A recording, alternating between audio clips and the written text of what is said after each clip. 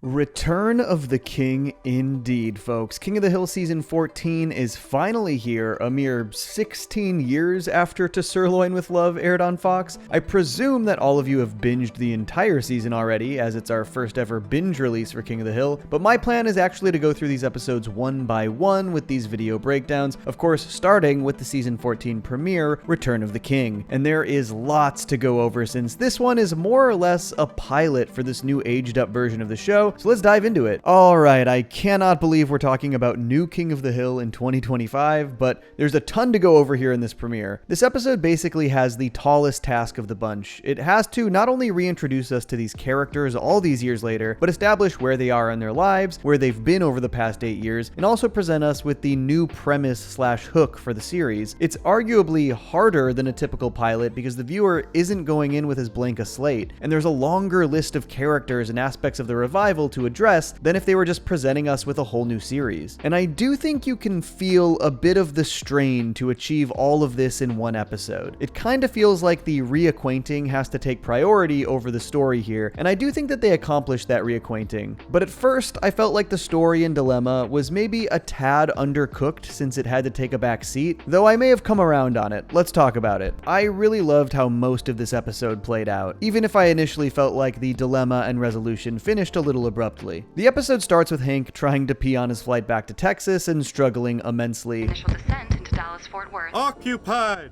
This was always such a funny delivery, which we heard back in season 3 when Hank had to get a sperm sample for the fertility doctor. Busy! Occupied! Occupied! This season has quite a few callbacks overall, and while some maybe feel a little tryhard, I think stuff like this works great. It's just a funny Hank delivery in any context. Some people wouldn't even know it's a callback, and that's why it still works here. I am a little bit on the fence about some of these first jokes from Peggy. Obviously, Peggy oversharing and embarrassing Hank is a big part of the show and a great source of comedy. But man, the level of oversharing about Hank's urethra to a plane full of strangers maybe felt a tad excessive. The doctors say he now has the urethra of a 7-month-old. But this is partially because this scene is a little bit expository, with Peggy using the oversharing as an opportunity to catch the audience up to speed with where they've been. But the episode does do a great job pretty immediately setting up the series dilemma. Hank is obviously so ecstatic to be back in Texas, but the episode immediately starts showcasing Hank's confusion with all of the changes that have occurred in his absence, starting with how the Dallas-Fort Worth airport now looks like a shopping mall. What? Are we still in Amsterdam? And this is basically the crux of Hank's issue in this episode. The full-on culture shock after missing out on the previous 8 years of change while living in the more insulated, frozen-in-time company town at the Aramco base. Every single thing is a bit of a struggle for Hank. He has no idea what boba is, he doesn't really understand how Uber works, he tries to give the driver his ID, he has absolutely no idea which bathroom he's supposed to use in the restaurant, he is shocked that his friend who stayed at his house would leave him information about solar panels. Solar panels?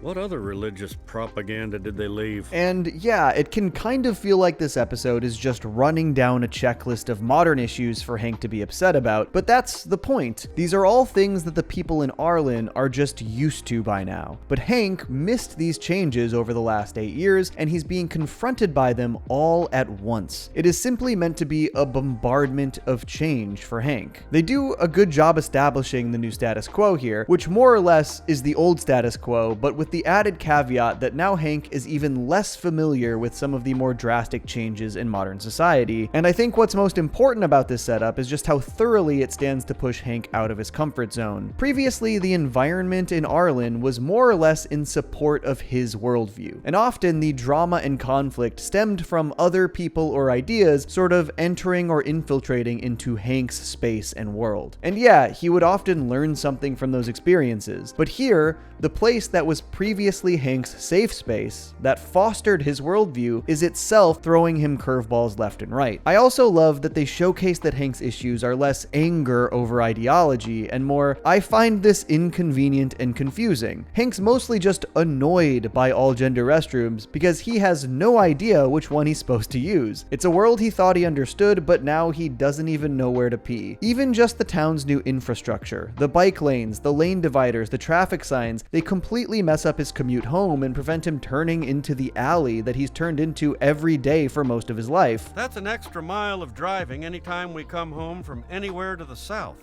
Green my ass. And it's not just the world that's changed in those 8 years, but also Hank has to come to the realization that his friends have gone through changes as well. And I think the show does a great job not changing these characters fundamentally, but still allowing them to have gone through changes in their lives. Dale is still Dale, but since Hank left, he briefly became mayor, though briefly is absolutely the key word here. But it showcases that while previously Dale's beliefs were super fringe, and he was kind of just this outlier, kooky friend, at least some of the world has started conforming to his type of belief system, even if he technically only won 9% of the vote. During the pandemic, Boomhauer actually got into a serious relationship and now basically has a stepson, though we actually never see his girlfriend in the body of the show, and in the intro sequence where we do see her, she's wearing these huge aviator sunglasses and a massive mask. It makes me wonder if the joke is just going to be that we never see her, which is kind of a funny gimmick. Pair someone you never see with a character you can never understand. But Boomhauer doesn't feel like a different character. Yeah, he's not a ladies' man anymore, but now we just get to see him in this new period of his life, full-on dad mode. I also gotta give them credit for the incredible fake out with Nancy and John Redcorn, or at least what I think is a fake out. A lot of people were obviously really worried based on the new intro sequence that Nancy and John Redcorn had gotten back together, even after she broke it off with him in the original series. But it seems as though they're really just working together professionally as co-hosts slash real estate agents hosting the show Selling Arlen. It was Dale's idea.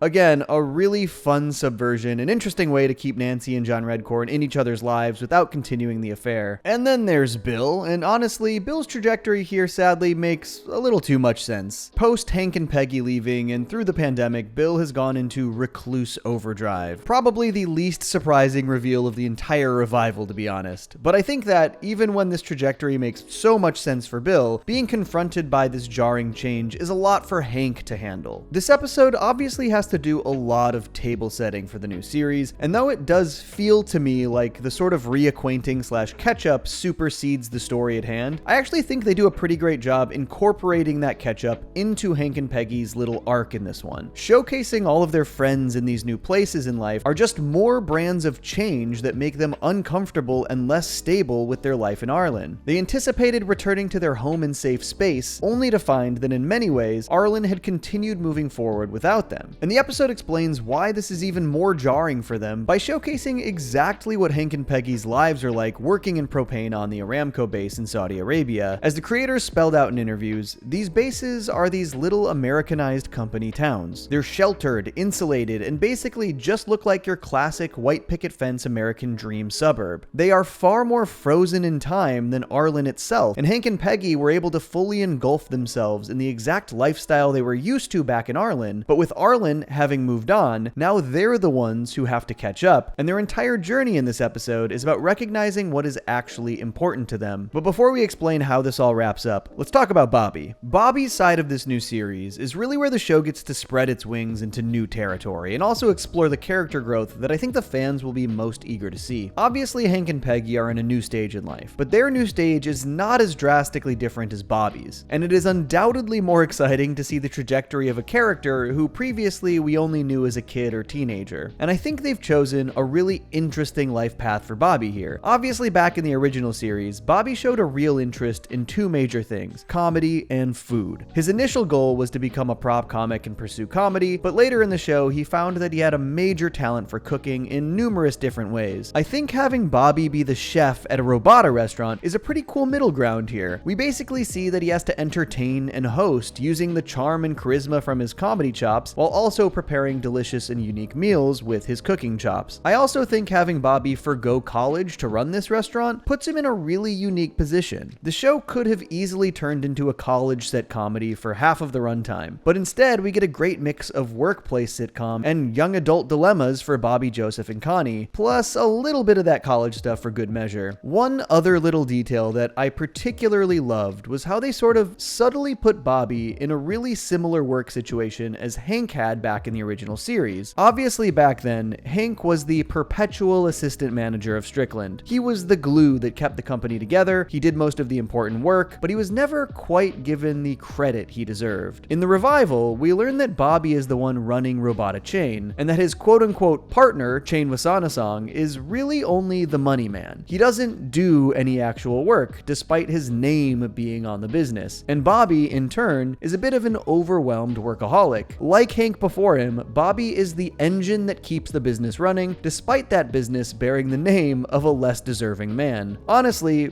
pretty ingenious. It's a very similar scenario without being too on-the-nose identical. It allows for similar themes and messages without outright repeating stories, and through his new life experience, it can allow Bobby to appreciate what his dad has already gone through. There's a lot of potential here. Bobby's work-focused life does mean that he has a bit less time for socializing, but I like that they immediately show he's still capable of having a social life. One of the first things we see Bobby do is impress and entertain a group of college kids at his restaurant, and I think the show was really smart to maintain that Bobby's wit, charm, charisma, and general social aptitude shines through to adulthood. He really hits it off with these kids, and they even invite him to a frat party where he further impresses everyone with his cooking and social skills. I'm going. Come join. You're like really cool. Okay.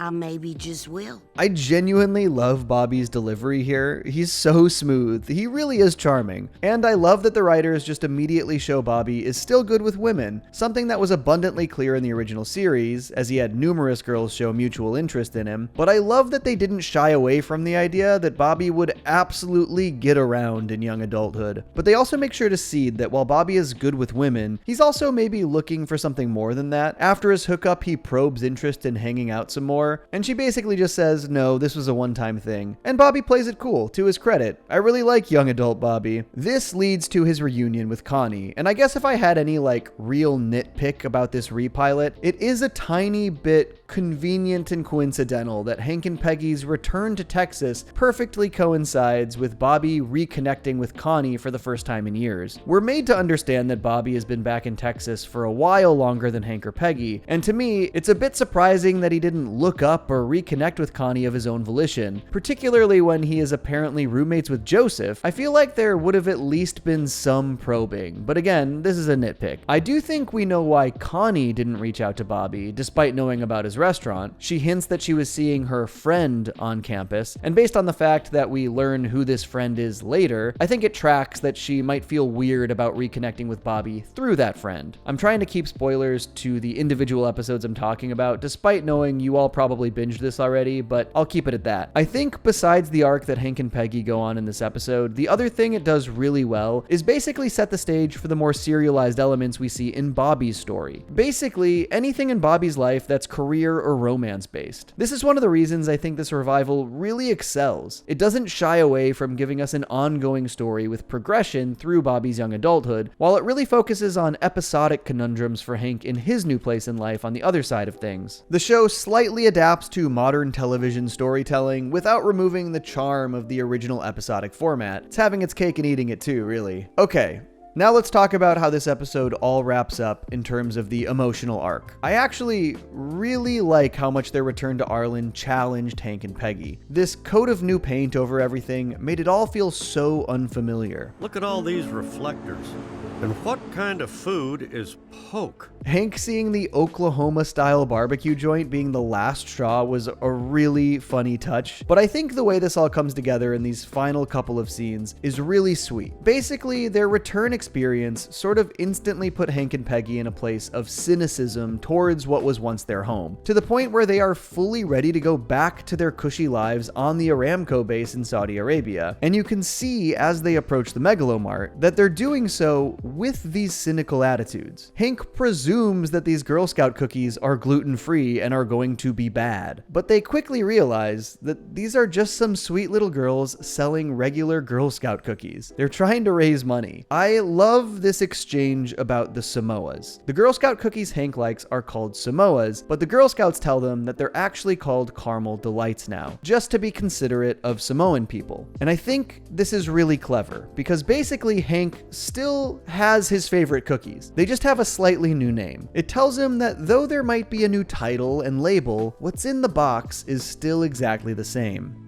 That's a good change. And this is a perfect metaphor for what Hank has to learn here. Sure, the box that contains Arlen might look a little different, but the cookies on the inside of it, the people, the substance, they're still here, and they are always what made Arlen home for Hank and Peggy. And would you believe me if I told you this also works as an additional metaphor for the viewer at home? Though there might be a bit of a new look and new hook to this version of King of the Hill. The characters, the themes, the messages, they're still what they've always been. They might not be called Samoas, but they taste the same. I kinda wish this scene had maybe lingered a tiny bit longer, but it's still really lovely. Hank strikes up a conversation with a contractor over his sawzall. He realizes that the community is still here, and of course, they remember why they can never leave Texas. And the final scene kinda shows Hank putting this belief into action. He gets his new grill up and running, and he has the neighbors over for food. Bobby comes to cook with him, and it even lures Bill out of his house finally, showing that Hank himself can actually act as an important pillar of this community. And Hank cooking and the entire neighborhood coming out to eat with him is really similar to the way the original show ended into Sirloin with Love all those years ago. And this episode ends with the first full playthrough of that brand new title sequence featuring that perfect old theme song. A great way to say the king has returned and he's here to stay. Honestly, while I did initially think you could really feel the strain in this first episode with how much it had to balance, the more I think about it, the more impressed I am with how well it set everything up, and particularly with how well they handled that little crisis of faith for Hank and Peggy. It's a really impressive return for the show, and I think the season mostly just gets better from here. So if you're gonna come along for the ride, I should have a video for season 14 episode 2, the beer story, up very soon. It might be tomorrow, it might be the day after, and the plan is to cover Bobby Gets Grilled shortly after that. Hopefully that means I'll have all 10 episodes covered in depth over the next couple of weeks. I'm really excited to dive into all of these. I think there is just so much to talk about, and also still so much they can do with this new series premise moving forward. There's just so much potential, and at the end of the day,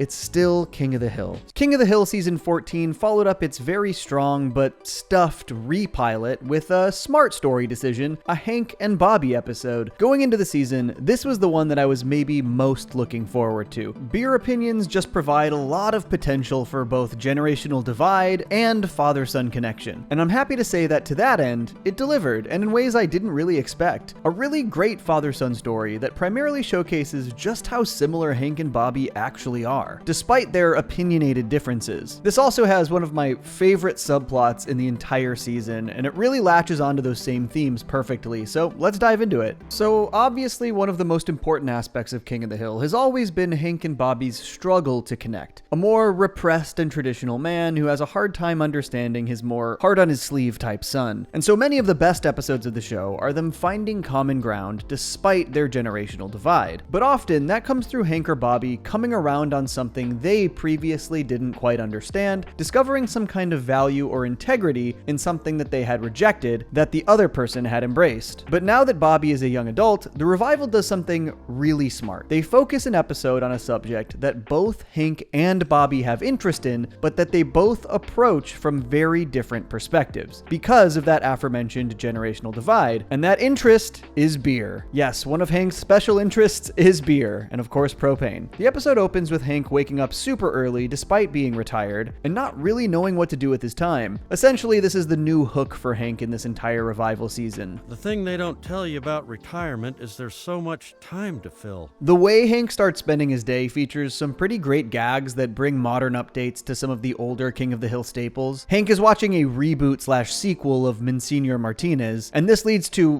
one of my favorite Peggy Spanish faux pas in maybe the entire series, when she tells Hank that Martinez just said next time he's going to kill their whole family. Peggy, it's subtitled.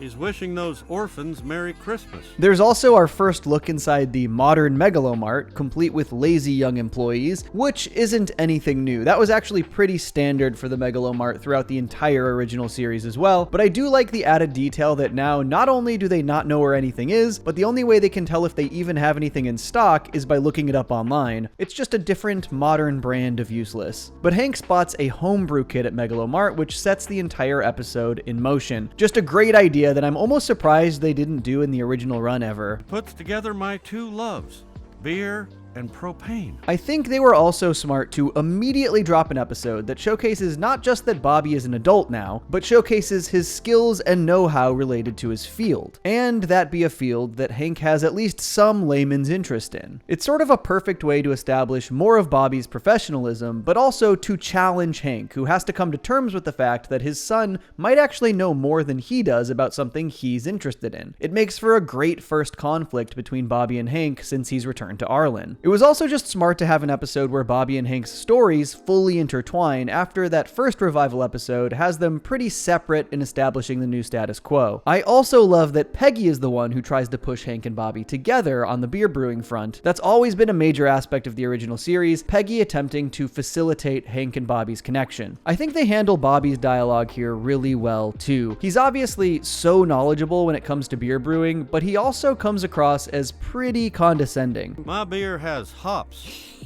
Yep, it sure does, Dad.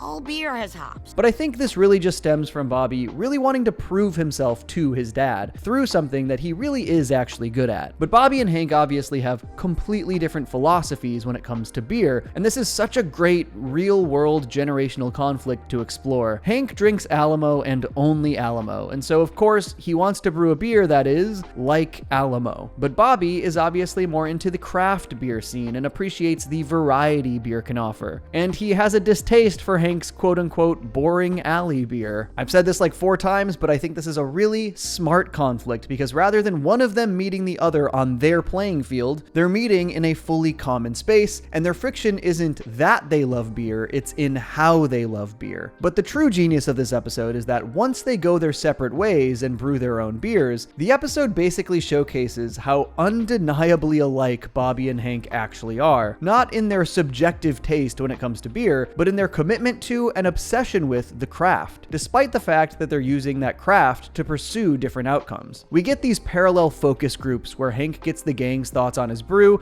and Bobby gets Joseph, Chain, and Chain's lackey's thoughts on his. And both of them ultimately end up fully succumbing to peer pressure, moving away from their original visions for their beer. I have got to shout out how much I loved this montage showcasing Hank and Bobby's parallel work ethic in beer brewing, set to Runnin' Down a Dream by Tom Petty. Honestly, I hope they spend the money to license more Tom Petty music across the entire revival, as you know, like an ongoing tribute to Tom and to Lucky, of course. One of my favorite details in the montage is that both Hank and Bobby are up late reading about brewing to prepare, and these corresponding shots look so good, but you can see that Bobby is reading The Art of the Brew, and Hank is reading Brew Math. Kind of a perfect way to showcase that the pair have the exact same work ethic, but Bobby approaches from a more left-brained perspective, and Hank from a more right-brained one. But I really like the way that this episode doesn't really frame Bobby or Hank as having a better or more correct take. Even though Bobby is clearly more experienced in the brewing field, they're both equally as passionate about their own taste in beer. Bobby and Joseph just aren't fans of more boring classic beers, and Hank thinks that craft beers are doing entirely too much. Is Cursed Hobbit Stout supposed to taste like medicine? And this all culminates in a really sweet ending, but before we get to that resolution, let's talk about the subplots in this one. One of which was sort of just a goofy comedic side adventure for Boomhauer, who is sort of lamenting the way the times have changed and reminisces about how he tried his first beer when he was really young thanks to his dad, so he opts to get some non-alcoholic beer for Luke Jr. This whole story is obviously not particularly substantial, but it does have some really funny moments, and it does kind of tie to the themes of the episode. Luke Jr. crushing a near beer on his head was very slapstick, super funny, and I really liked the idea that he was just having his friends over to the alley to drink non-alcoholic beer, just like Hank and the boys do. And I really loved this little moment from when it all wrapped up. Stop right now, man. I would have cut you off.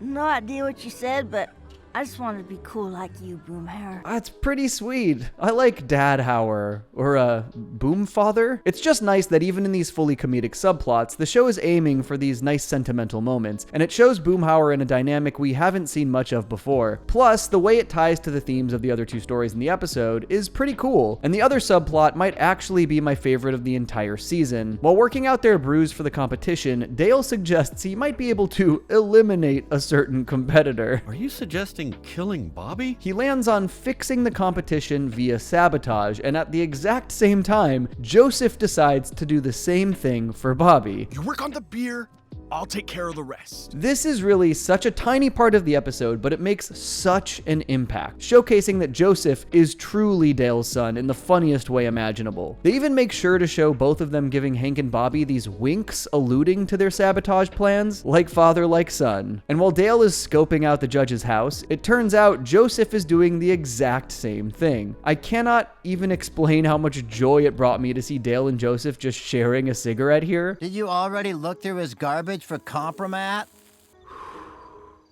That's why I couldn't find any compromat. I really do think this is one of the best things the entire revival has done. Years ago, I made this video about Joseph and his relationship to both Dale and John Redcorn, which was a really interesting subject to explore, particularly as potential father figures. And obviously, the show goes out of its way to showcase that Dale is mostly a really great father to Joseph. That's like the crux of the episode Peggy's Headache, when she discovers the truth about Joseph and considers telling Dale. Can't watch Encino Man without milk balls, huh? Thanks, Dad! But the show does also showcase a lot of instances where Dale's more neurotic tendencies actually led to neglect or put Joseph in danger, and we've even seen John Redcorn step in and help in some cases. I always liked the idea that the show was sort of pushing the nature versus nurture narrative. The whole John Redcorn may be your father, but he's not your daddy type shtick. But outside of just showing that Dale can be a good and loving father, I always felt like the show could have done a better job showcasing Dale's actual impact on Joseph as a person, to really hammer home those explorations of nature versus nurture. And that's why I think this revival subplot just hits so hard for me. We see that in his young adulthood, despite looking more and more like John Redcorn every day, Joseph is so much like Dale. I mean, this shot of Joseph taking a trash bag out of his pocket and jumping into it, rolling up to hide himself, is maybe the most Pocket Sand-esque thing we've seen in the show outside of Pocket Sand itself. And I love the way this culminates in both of them bailing on the competition in paranoia the moment they see a couple of cops. It's perfect. Like, this is only 2 scenes long, but it went such a long way for me. And this story about Dale and Joseph, alongside the sillier story about Luke Jr. wanting to be more like Boomhauer, ties really brilliantly to Hank and Bobby's story on a thematic level. It's all about the impacts fathers have on their kids and the ways their tendencies can be passed down, even if they have incredibly different tastes or worldviews. I love the way this episode both highlights the intense differences and intense similarities between Hank and Bobby. They are both so unbelievably passionate and unbelievably stubborn about their own tastes. And in this one, both Hank and Bobby learn a lesson, that they should have put their stubborn, overly competitive feelings aside and just allowed each other to have differing opinions about beer. But the sad part is, it could have been time spent doing something fun with my son, and I didn't give it a chance. And in an episode where Bobby spends the entire runtime trying to prove himself in the ways that set him apart from his dad, he actually ends up proving himself in the ways that make him a lot like his dad. Different beer, but the hops fell out of the same tree. Man, I really love that line, particularly after Bobby gave Hank such a hard time about the hops comment earlier in the episode. And I think maybe best of all, though in the end they do come together, they don't come around on each other's style of beer. Still boring.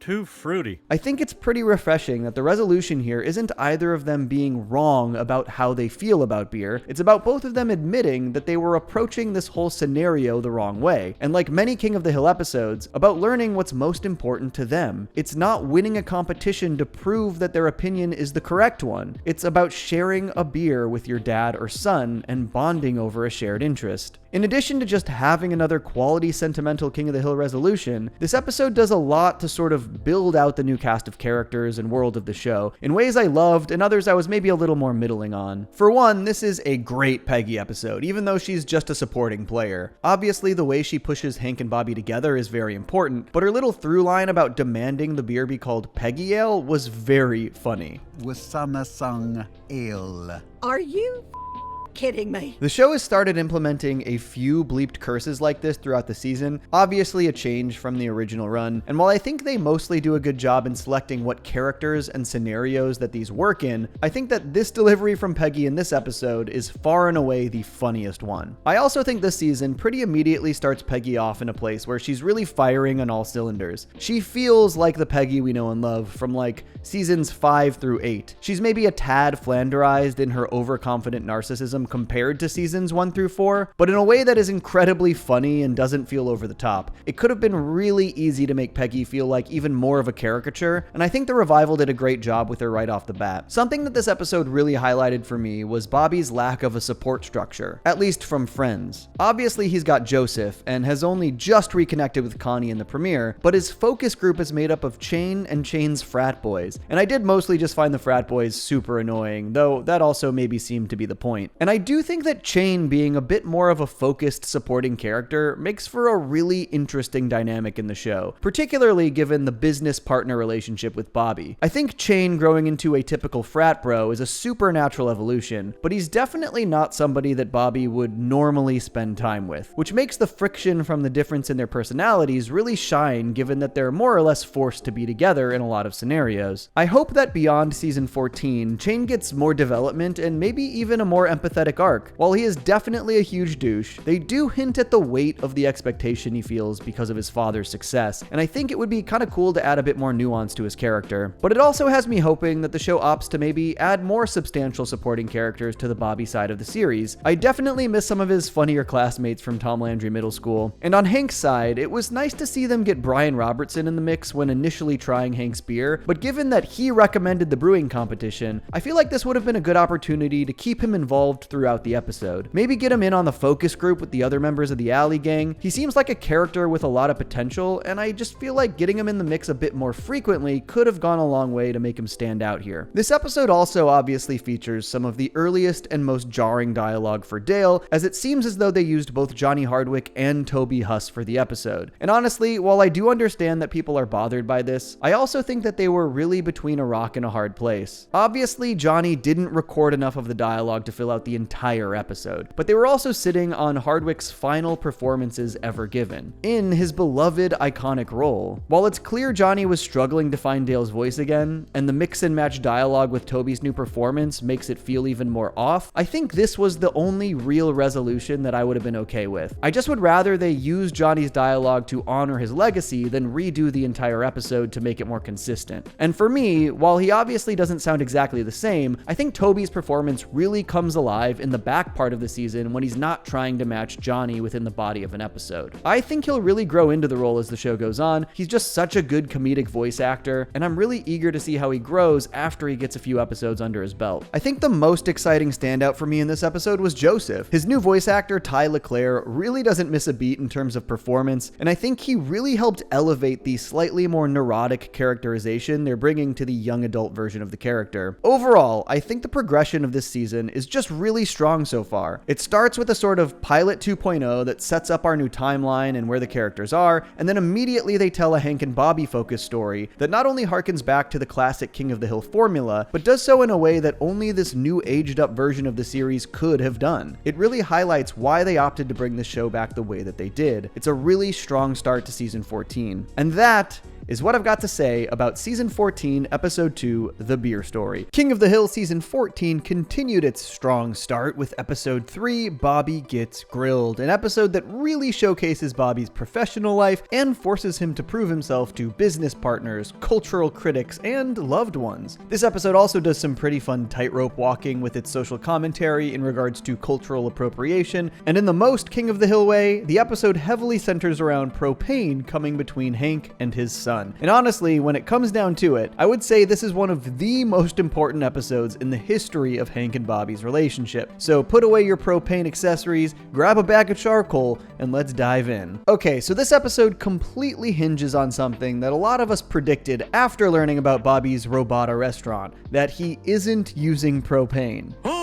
Robata is a Japanese cooking method that traditionally uses charcoal, so it wasn't a particularly big stretch to presume there would be a propane versus charcoal conflict here, and Hank is obviously about as upset as you'd think he'd be. I thought this dialogue here also did a pretty great job giving us some implied backstory from the interim period, with Hank talking about their long conversations on the phone, going over the various propane grill options for the restaurant. Honestly, while even just the King of the Hill layman would know that Bobby using charcoal could be a relationship ending decision in Hank's eyes, I feel like the implied backstory here makes it even harsher. The pride Hank must have felt advising Bobby on what propane grill to use for his own restaurant, and even doing this from across the world over the phone, this was clearly super important to Hank. Those were some of the best times we ever spent together. You can tell that Bobby is pretty ashamed of the dishonesty too, but I also don't know if you can really blame him for being afraid to tell Hank the truth. There's a great episode in the original run where Peggy and Bobby start using charcoal behind Hank's back, and that obviously didn't go over well. Using charcoal instead of propane is like a betrayal to Hank. And this initial conflict sends Hank and Bobby their separate ways for the day, Hank going to the George W. Bush Presidential Library, and Bobby desperately trying to find a new supplier for his special Binchatan charcoal. But this basically turns this episode into a story that ruminates on authenticity, and I think it does that in a shockingly fun and well-balanced way. I wondered if this would be addressed at all, since Bobby is basically just a young white dude from Texas running an authentic Japanese and German fusion restaurant, and obviously a lot of people these days might question whether he should be allowed to do that or not, or whether you can even call that authentic. And I love that this episode approaches the concept of authenticity from so many different angles. When Bobby attempts to buy more Binchatan charcoal, the supplier, Mr. Yoshida, refuses to sell to him because he isn't Japanese. And then when they go to his business to try and convince him, they actually learn that this guy is black and was adopted and raised in Japan. It's immediately challenging the perception of what authenticity looks like. And to further illustrate this point, Bobby brings Chain along to try and convince Yoshida, and as a full-blown Laotian, Chain actually doesn't seem to know anything about Laotian culture. If there was a Laotian martial art, I use it to kick your ass. There is a Laotian martial art. It's called Mui Lao. I think this is a pretty interesting piece of commentary. Again, challenging the perception of authenticity. Chain is 100% Laotian, but he's more familiar with frat culture than Laotian culture. The episode also isn't above exploring authenticity in funnier ways as well, particularly through the Italian restaurant in Bobby's shopping plaza run by Mr. Capitelli. This definitely seems more comedically minded than anything, but it's a pretty great bit. Basically, these Italians are full-on stereotypical caricatures and even attempt to shake down Bobby and exchange leases for a charcoal hookup. But when Bobby calls them out, they're super offended. Do I look like Tony Soprano to you? That show is why I canceled my HBO. I particularly loved this conversation that Bobby had with Joseph and Emilio, which covered these things from a lot of different angles. For one, the very idea of a character like Joseph, who is basically a Native American who thinks he's white. As a white dude, apparently, I can't be Speedy Gonzalez anymore. Side note, this is explicit confirmation that Bobby knows the truth about Joseph's parentage, which is pretty interesting, and now that Joseph is an adult, I'm really curious if the show is going to ever fully address this through the character. Obviously, the idea here is that he's so much like Dale that he also can't see the obvious truth in front of him, but it's definitely interesting to pointedly use this character in this scenario, somebody who, particularly as we saw in the last episode, fully takes after his very white father, despite his actual ancestral heritage. And bringing up Speedy Gonzalez brings up another very interesting observation. Speedy Gonzalez racist? He's a hero. This is something that has been talked about a lot. The fact that so many Latinos love Speedy Gonzalez, despite the fact that he's a stereotype voiced by a white dude. He is a beloved piece of pop culture iconography, and it's definitely not a coincidence that this was broached in the episode that's all about whether or not a white dude should be allowed to cook Japanese food. It's also interesting that they have this Mel Blanc conversation, both heralding him as a genius and pointing out that he was voicing a lot of stereotypical characters. Maybe a not so subtle nod to King of the Hill's own genius voice actor Toby Huss, though I think a lot of King of the Hill fans were missing Toby's con this season. I also just loved this entire conversation from a character perspective, giving us great insight into adult Joseph, developing Emilio as a supporting character more, and also showcasing a great appreciation and understanding for Bobby. Yeah, he's a professional chef now, but he still absolutely geeks out on comedy history any chance he gets. Let's just say I saw a lot of myself in Bobby in this scene. And obviously the last place Bobby gets interrogated about his restaurant is on the German side of things. Man, Bobby Gets Grilled really was the perfect title for this episode. At this point, it really just feels like it's meant to bombard Bobby from every side imaginable. I've also seen a lot of people praise this little callback about Cotton. He machine gunned my grandfather. So he was one of the 50 man? Definitely a very funny delivery, so it gets a pass, but it also felt a little sweaty in setup to me. Like, would this guy really know the identity of the person who killed his grandfather in WW2? They get away with a couple callbacks in the same vein this year. Sweaty setups saved by very funny punchlines. It's also very funny to think about what Cotton might have thought of Bobby running a Japanese-German fusion restaurant, given he claimed he fought in both Europe and the Pacific during the war. Okay, shifting from the ways this episode explores cultural authenticity, let's talk about Hank's journey through the George W. Bush Presidential Library, which I guess more or less confirms who Hank ended up voting for in the episode The Perils of Polling. Hank nearly didn't vote at all because W gave him a limp handshake, but at the very end of the episode he casts a ballot, though the episode never confirmed who he voted for. The way Hank wistfully pines for the days of George W. definitely implies which direction that ballot was cast, though. So many jobs created with one pen stroke. I think the subplot was pretty fun and effective within this story, forcing Hank to reckon with the ways some people have shifted to more radical beliefs. And I think a museum was a pretty great setting for that subplot. With history literally at their fingertips, people are often choosing to ignore the truth that's in front of them. And obviously this is explored via Dale. Gotta quickly shout out Hank's frustrations with Dale, leading to one of the funniest things I've ever heard him say. Nancy is a good Hank. But though the show is definitely exploring the ways some people have become more Dale-like in their conspiracy-minded attitudes, I also think the episode did a great job showcasing that Dale is still a few steps further into the fringe than most of them. George Bush's secret twin brother Jub. It felt like Hank was more or less trying to use the history represented in the museum to center himself in culture that he appreciates and understands, and he'd expect that a museum would be a very controlled environment to present this information. He just didn't anticipate the way the other people might behave in this quote-unquote controlled environment. And the ways Dale sort of took control of the tour and turned it into his own conspiracy lesson was very funny, very Dale. But I really appreciated the whole situation room sequence, where everyone has to take on historical roles and the ahistorical takes start to invade Hank's fantasy here. It was such a perfect distillation of Hank as a character. This revival did a great job not shifting him too far in any direction, and the ways he sensibly rejects the conspiracy-minded takes while also firmly maintaining his own principles was so well handled. Like when this woman wants to be Obama's Kenyan handler. Obama was born in Hawaii.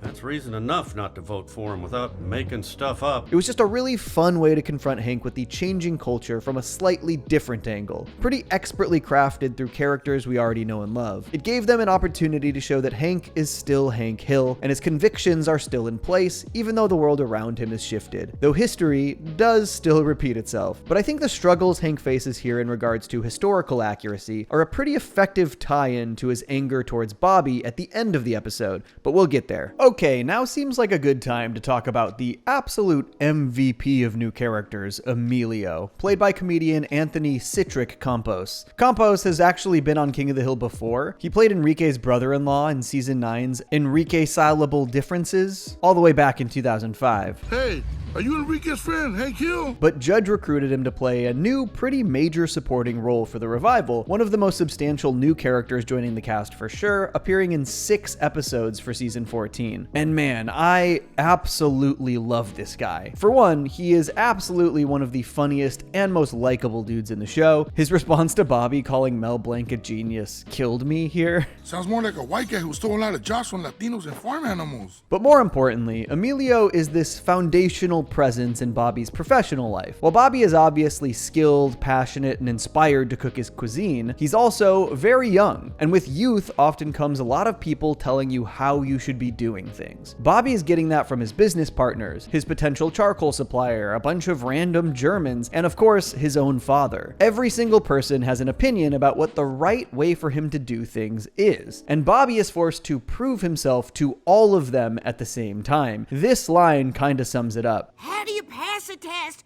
when there's so many different people marking it? And it's so easy to understand why that would be so overwhelming for Bobby. Despite knowing that his cooking is going to be better if he uses this specific type of charcoal, Hank, the Wasana-songs, and Mr. Yoshida are all basically telling him that he cannot or should not use it. In the Wasana-songs case, for cost effectiveness and simplicity, and for Hank and Mr. Yoshida, completely separate but strong moral convictions. The easiest thing for Bobby to do here would be to just use propane, to give in thing to make everybody happy, and he considers it. But despite being Bobby's sous chef, Emilio basically acts as a mentor figure to Bobby. He's been around the block, he's a restaurant veteran, and he knows that the most important thing Bobby has that will keep his business afloat is integrity. All of them went under because they didn't do their homework and were trying too hard to please everyone else.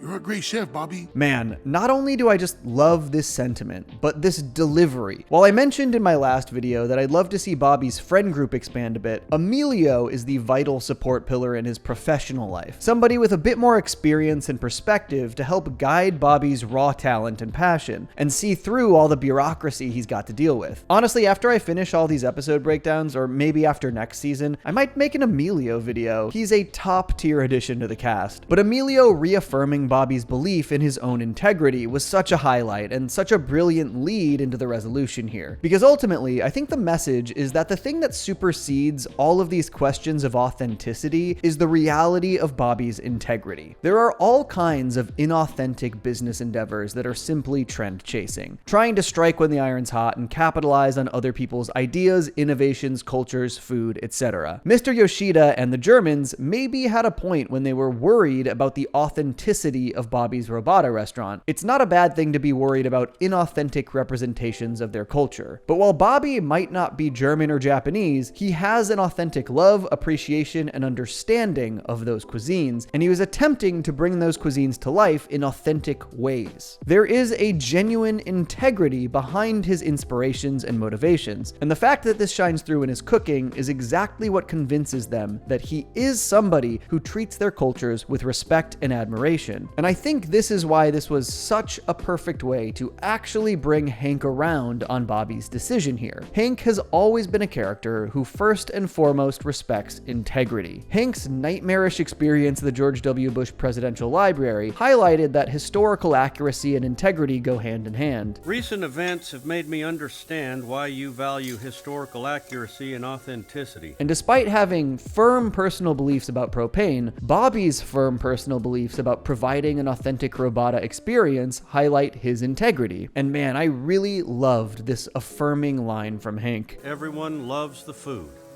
And that includes me. Getting Hank to say he loves food that was cooked with charcoal has got to be the absolute highlight of Bobby's relationship with his father up till this point. To me, this goes hand in hand with the original pilot's "Damn it, you're my boy" line and the original finale's handshake as quintessential Hank and Bobby moments. Even if Hank did have to headcanon some Robata lore a little bit to make it work for him. Propane wasn't available in the 17th century, right? So maybe the inventors of Robata would have made that choice if only it had been available back then. A pretty incredible cope from Hank, and a sweet moment that Bobby lets him have. Damn, these episodes are seriously just hitting it out of the park with these sweet and sentimental endings. I said it in the other breakdowns, but it's so relieving that the show's biggest moments and messages aren't at all rooted in cynicism and instead embrace the connection and relationships between these characters. I'd like to make a toast to the chef.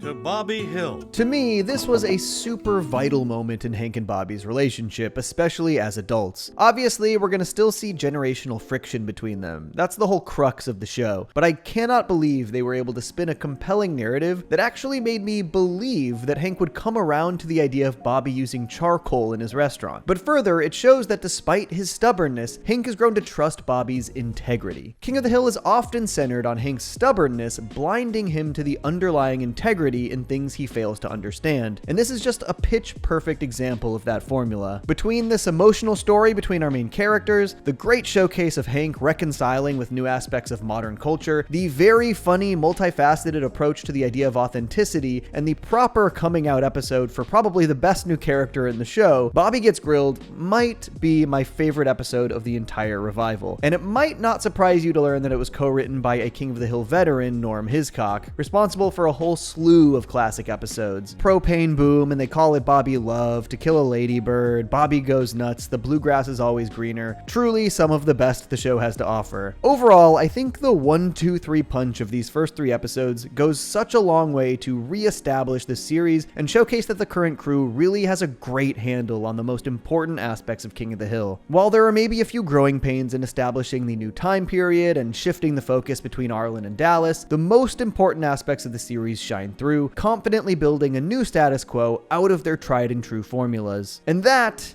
is all I've got for Season 14, Episode 3, Bobby Gets Grilled. King of the Hills revival continued its strong streak with Season 14, Episode 4, Chore Money, Chore Problems. An episode that continues to explore Hank's struggles to adapt to post-retirement life and gives us the first real steps into Bobby and Connie's adult friendship. This is one that feels like a real classic premise on Hank's side of things and an interesting look at modern dating and friendships on Bobby's side of things, culminating in some of my favorite heartstring-pulling moments of the entire season. So let's dive in. Chore Money, Chore Problems opens with Hank once again struggling to find ways to fill his newly wide open schedule. As you might expect, he's basically knocked out every chore around his own house that you could imagine. I shaved 0.4 seconds off the sink's drain time. And this episode is a pretty strong follow-up to the beer story in regards to Hank navigating post-retirement life. Obviously, in that episode, Hank found a specific hobby to fill his newfound free time, and in this one, he decides to tag along with Boomhauer, who's taken to a TaskRabbit-like app called Chore Chimp, basically an app for handymen to get hired for tasks around town.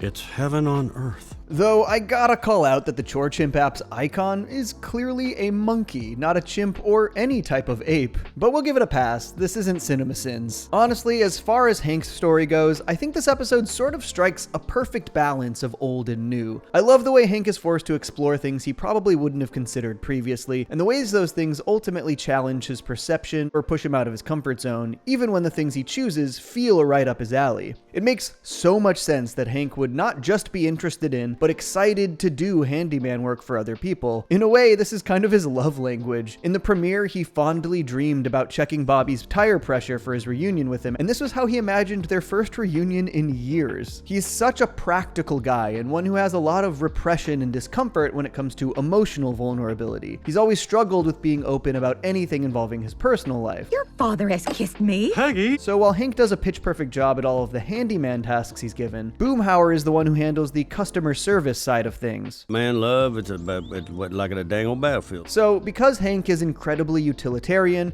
to him, doing a great job on a task assigned is more than enough. He doesn't realize the personability that often comes with this kind of one-on-one customer service. And after Boomhauer gets a concussion and Hank takes over his chore chimping entirely, he starts to understand that there's more to the job than just the chores. This is genuinely such a perfect Hank Hill dilemma. One of Hank's favorite things in the world, helping people through efficient, well-executed handiwork, being combined with one of his least favorite things in the world, emotional vulnerability. Plus, Lena and I haven't had sex in I don't know how long. Outside of the obviously more modern vehicle that brings this plot to us, the TaskRabbit-like app, this absolutely feels like the type of story you would have seen in the original run of King of the Hill. A genuine interest of Hank's being invaded by something that he truly struggles to cope with. And the app is a perfect delivery system for Hank to actually be forced to reconcile with this reality, because he literally gets a score for it, only 2 bananas. I think this episode also did a great job having Peggy be the one to help center Hank and help him understand the issue here. While I think it's easy to look at Peggy's lines and tendencies in season 14, such as "I've been told my whole life I'm a 5" or the incredibly overconfident Arabic and Spanish, and think that they've maybe maintained a bit too much of her Flanderization, I feel like they've actually found a pretty good balance. They just wanted a kind ear and some advice. This episode in particular, while she is more of a supporting player, she does play a vital role in Hank's journey. Yes, she's obsessed with a British reality show the entire episode, but Peggy is a bit more sensible when it comes to other people, at least when it's a little less directly relating to herself, I'll say. There are definitely episodes in the original run where Peggy's entitled nature led her to fail empathy checks and do selfish things. But in this instance, she's fully able to help Hank face the harsh reality that while he absolutely did a great job, the chore chimp task wasn't all the job required. I'm sorry I'm not Mr. Personality like Boomhauer. This is also a pretty funny thing to bring up after the Uber joke we saw back in the season 14 premiere, where Hank gives his Uber driver 4 stars so he had something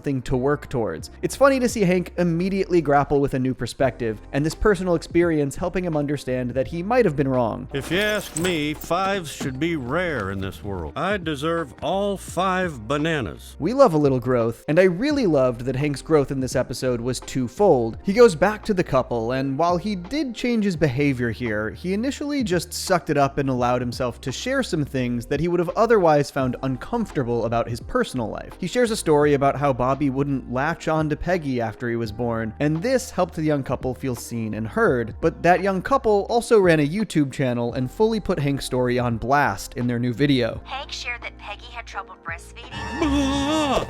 God, this has gotta be one of my favorite Hank bois in the entire series. I'm obsessed with the animation of him throwing the phone. I gotta start memeing this. But what I love about this sort of additional turn in the narrative here is that it basically forces Hank to be more open with his wife. Peggy isn't actually upset that Hank shared her personal story with the neighbors. She's upset that he still struggles to share his own struggles with anybody, particularly her. And it still takes Hank a while to really figure this out. He initially just tries to share an embarrassing story about staple gunning Bobby's diaper when he was a baby, not understanding that this isn't the kind of openness he needs to bring into his life, and that Peggy is actually just genuinely concerned for Hank and can tell he's been struggling more than he lets on. I'm sure you'd just love me to tell you how scared I am that I'll never feel satisfied unless I'm working. They do such a great job with the dialogue here. Hank does open up, but he frames it as the things he's not supposed to say, the things that he won't say, even though he is just fully saying it. I'm from a different generation. We keep that stuff inside. That is so quintessentially Hank Hill. Obviously, this repressed, reserved inability to open up ultimately stems from how he was raised. This is a core aspect of the character laid out all the way back in the original pilot. You know how I was raised? What my father's like? I got my shins blown off by a Japan man's machine gun, so don't come crying to me with your problem. And Peggy getting Hank to actually open up about his feelings in this new era of his life really nicely ties to Hank's journey in that original pilot, when he had to open up and tell Bobby that he loved him. I think this revival season is doing a really great job giving us these parallels to major stories and core pillars of the original run. And I especially love that even though Peggy was more of a supporting player here, they even tie her little story that was playing in the background to Hank's struggles, admitting that she also has no idea what to do in retirement, and that's manifested as obsessively binging TV shows. Honestly, I was really impressed that they managed to make Peggy a sort of unsung hero in this one, despite her playing this background role. And I think the line that really cements Peggy's importance here was from Hank, while he was giving that young couple advice, which genuinely might be one of my favorite Hank/Peggy moments in the entire series. She thought maybe she wasn't fit to be a mother, but she worked through it and she became, for my money, the best mother in the state of Texas. I love that even in Hank's struggles to open up here, he instead defaulted to just fully gushing about how much he loves Peggy. I think that even though Hank struggles with that old world mentality of keeping your emotions in, his attempts at emotional vulnerability are propping up someone he loves. That's pretty sweet. It's a really great Hank and Peggy episode. And we work through it together, Hank. Mwah. The way this story morphs into such a rumination on Hank and Peggy's relationship also ties it pretty effectively into the other side of the episode, focusing on Bobby and Connie's reconnection as friends. Overall, I really loved the way this season approached their reconnection over its 10 episodes. It didn't feel rushed and it was taken one step at a time. And this one starts this story by once again showcasing that Emilio is the man. Now, previously I said I was hoping we'd see Bobby's surrounding character cast expand a bit in his life in Dallas, and I still stand by that, but on rewatch, I'm really seeing how much Emilio fits into both Bobby's personal and professional life. He is just in full-on wingman mode here, trying so hard to help Bobby navigate reconnecting with Connie, giving him texting advice, and then just hitting him with this affirmation when Connie shows up at the restaurant. I believe in you, Bobby. Man, he's the best. I also do really love the runner that Bobby is awful at texting. I think that's such a fun quirk that's very real for some people. Bobby feels like the type of guy who would be totally chill and charismatic in person and on the fly, but when left with too much time, could devolve into overthinking and acting unnaturally. I feel like this is a good extension of like the episode I'm with Cupid, when Bobby completely panics and overthinks his recent breakup with Connie and embarrasses himself over and over trying to win her back. Bobby is great when he's in his element, but prone to panic when he's not. And this episode also highlights this exact tendency after Connie reveals that Chain invited her to the restaurant and that the pair of them are actually dating. Something I'm sure many people anticipated, and a through line this season that I think is really handled well from a character perspective for Connie. But Bobby's initial reaction fully leads to that aforementioned unnatural panicky tendency we've seen from Bobby before, this time manifesting as awkward probing questions while taking their order. And after you're done eating, Should I put each of your leftovers in separate boxes? I feel like this is also a really good show of Bobby's integrity here. When Connie opens up to him that she feels like she's struggling to connect with Chane, Bobby actually points out that Chane is likely insecure because of the pressures put on him by his father, which is of course a pressure that Connie can deeply relate to. Bobby could have used the opportunity to further divide Connie and Chane and try to get himself in the mix, but let's be honest, Bobby wouldn't have felt good about doing things that way. You're a good man, Bobby Hill. Dumb, but good. I actually love that though Bobby is clearly struggling emotionally here, given his romantic past with Connie, his initial priority really is for them to be friends again. Sure, he'd love to rekindle the romance, but he'd rather be your friend than nothing, which Joseph feels incredulous about, but I think that's genuine here. In the original show, Bobby and Connie were actually friends before and after their breakup, longer than they were together, and they were great as friends as well, and I really appreciate that this is what the episode is about first and foremost. And also that even though Bobby has always been suave and personable, Joseph is still able to help wingman Bobby in ways where he's a little more adept. He helps prevent Bobby from that classic overthinking mindset, like after Connie invites him to karaoke. I bet Chane's going too. Dude, still, say yes. Okay.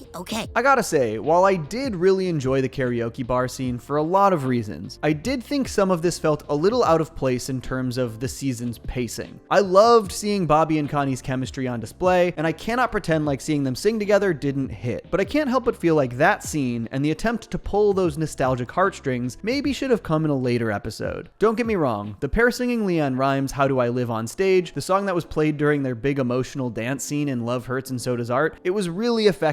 It was actually a great scene, especially highlighting the clips of the old episode. That was a nice touch. But I feel like this would have been better served as a bigger romantic reconnection point later in the season, instead of something that was sort of so overtly romantic right off the bat when they're actually just reconnecting as friends for the first time. I know part of the intention here was to throw Bobby for a loop when he realizes that Connie is trying to set him up with her roommate, but I also feel like that makes her karaoke decision make even less sense. Why pointedly use a romantic song that they have a shared experience with if the intention wasn't to rekindle their romance? But maybe the point here is that Connie wasn't really thinking logically and was actually thinking more passionately and nostalgically. Regardless, this was my only real nitpick of the episode, since ultimately it serves as a reforging of their friendship first and foremost. And I did enjoy the other aspects of this karaoke scene. The brief discussion about apps and modern dating culture, and seeing how hilariously work-brained Bobby can be even in social settings. You've got to ask all those first date questions like, what's your favorite kind of sauce? Tell me that this isn't Hank Hill's kid. You know Hank would be bringing up propane immediately if he had to go on a date. It was interesting to see Bobby sort of panic when Ola was so forward about hooking up with him. Obviously, we saw him hook up with that girl in the first episode, but it was definitely under the pretense that they had really hit it off together, and he clearly showed interest in seeing her again before she cut it off. Bobby and Ola had a short and sweet conversation, but it's clear that Bobby isn't really into the more random hookup culture. I'd guess if he and Ola met in different circumstances, maybe they'd hit it off, but Bobby was definitely preoccupied after that karaoke duet. It's clear what and who he was thinking about. I really loved the way this episode wrapped up though, with Connie waiting for Bobby at his place, apologizing for blindsiding him with the Ola setup, and opening up to him. I really appreciated that Connie's motivation here was basically a way to try and keep Bobby in her life as friends. I really want us to be friends, you know? That's what I want too. Yeah. I said it before, but I love that the initial priority in this reconnection is friendship. Bobby and Joseph are a great friend duo, but it does feel like something is missing in their dynamic sometimes. They played this improv game called The Adulterers, where they act out their neighbor's date night, but Joseph cannot for the life of him figure it out. When Connie arrives, she immediately understands it, tags in, and has a great time with Bobby, and her playing along helps Joseph understand it better. Let me just finish disposing of your husband's dismembered body. Oh. I don't know, it just feels like these three fit together, and this is a really great moment. It's the first of one of my favorite aspects of the character dynamics in the revival, that the three kids of Rainy Street essentially just become a crew as young adults in Dallas. They always had great chemistry as a gang, even with the occasional drama, and seeing them reconnect and stick together into adulthood was really more satisfying than I expected it to be. And I think they wrote this moment of reconnection really well. It's like the way you might slip back into a comedic bit with an old friend, even if you haven't done it in years. You just fall into old tendencies because you're comfortable around each other. Bobby and Connie always had that chemistry. Overall, I might have a couple issues with some of these episodes, but it really just feels like there's so much more they're nailing than the small things I have to nitpick. This episode delivers a great story on both sides. Hank gets a story that feels classic and explores his new post-retirement insecurities, and Bobby and Connie tug at those nostalgic heartstrings by rekindling their friendship. Truly, so few complaints, they're kinda killing it. And that is all I've got for Season 14, Episode 4, Chore Money, Chore Problems. King of the Hill's 5th revival episode took a bold step in Hank Hill's evolution that I'm sure nobody will have any thoughts on. It's revealed that he likes soccer now. Soccer! Which predictably sets Dale off onto probably the most Dale plot we get in the first revival season. It also gives us a nice little young adult Bobby story as he attempts to buy his first car, leading to very comedic results. This episode manages to fit a lot of great subplots into a single story in a really fun way, so let's dive into Season 14, Episode 5, New Ref in Town. Alright, let's address the horse in the room. Hank Hill likes soccer? The Hank Hill? The one who explicitly hated soccer in the original run of the show?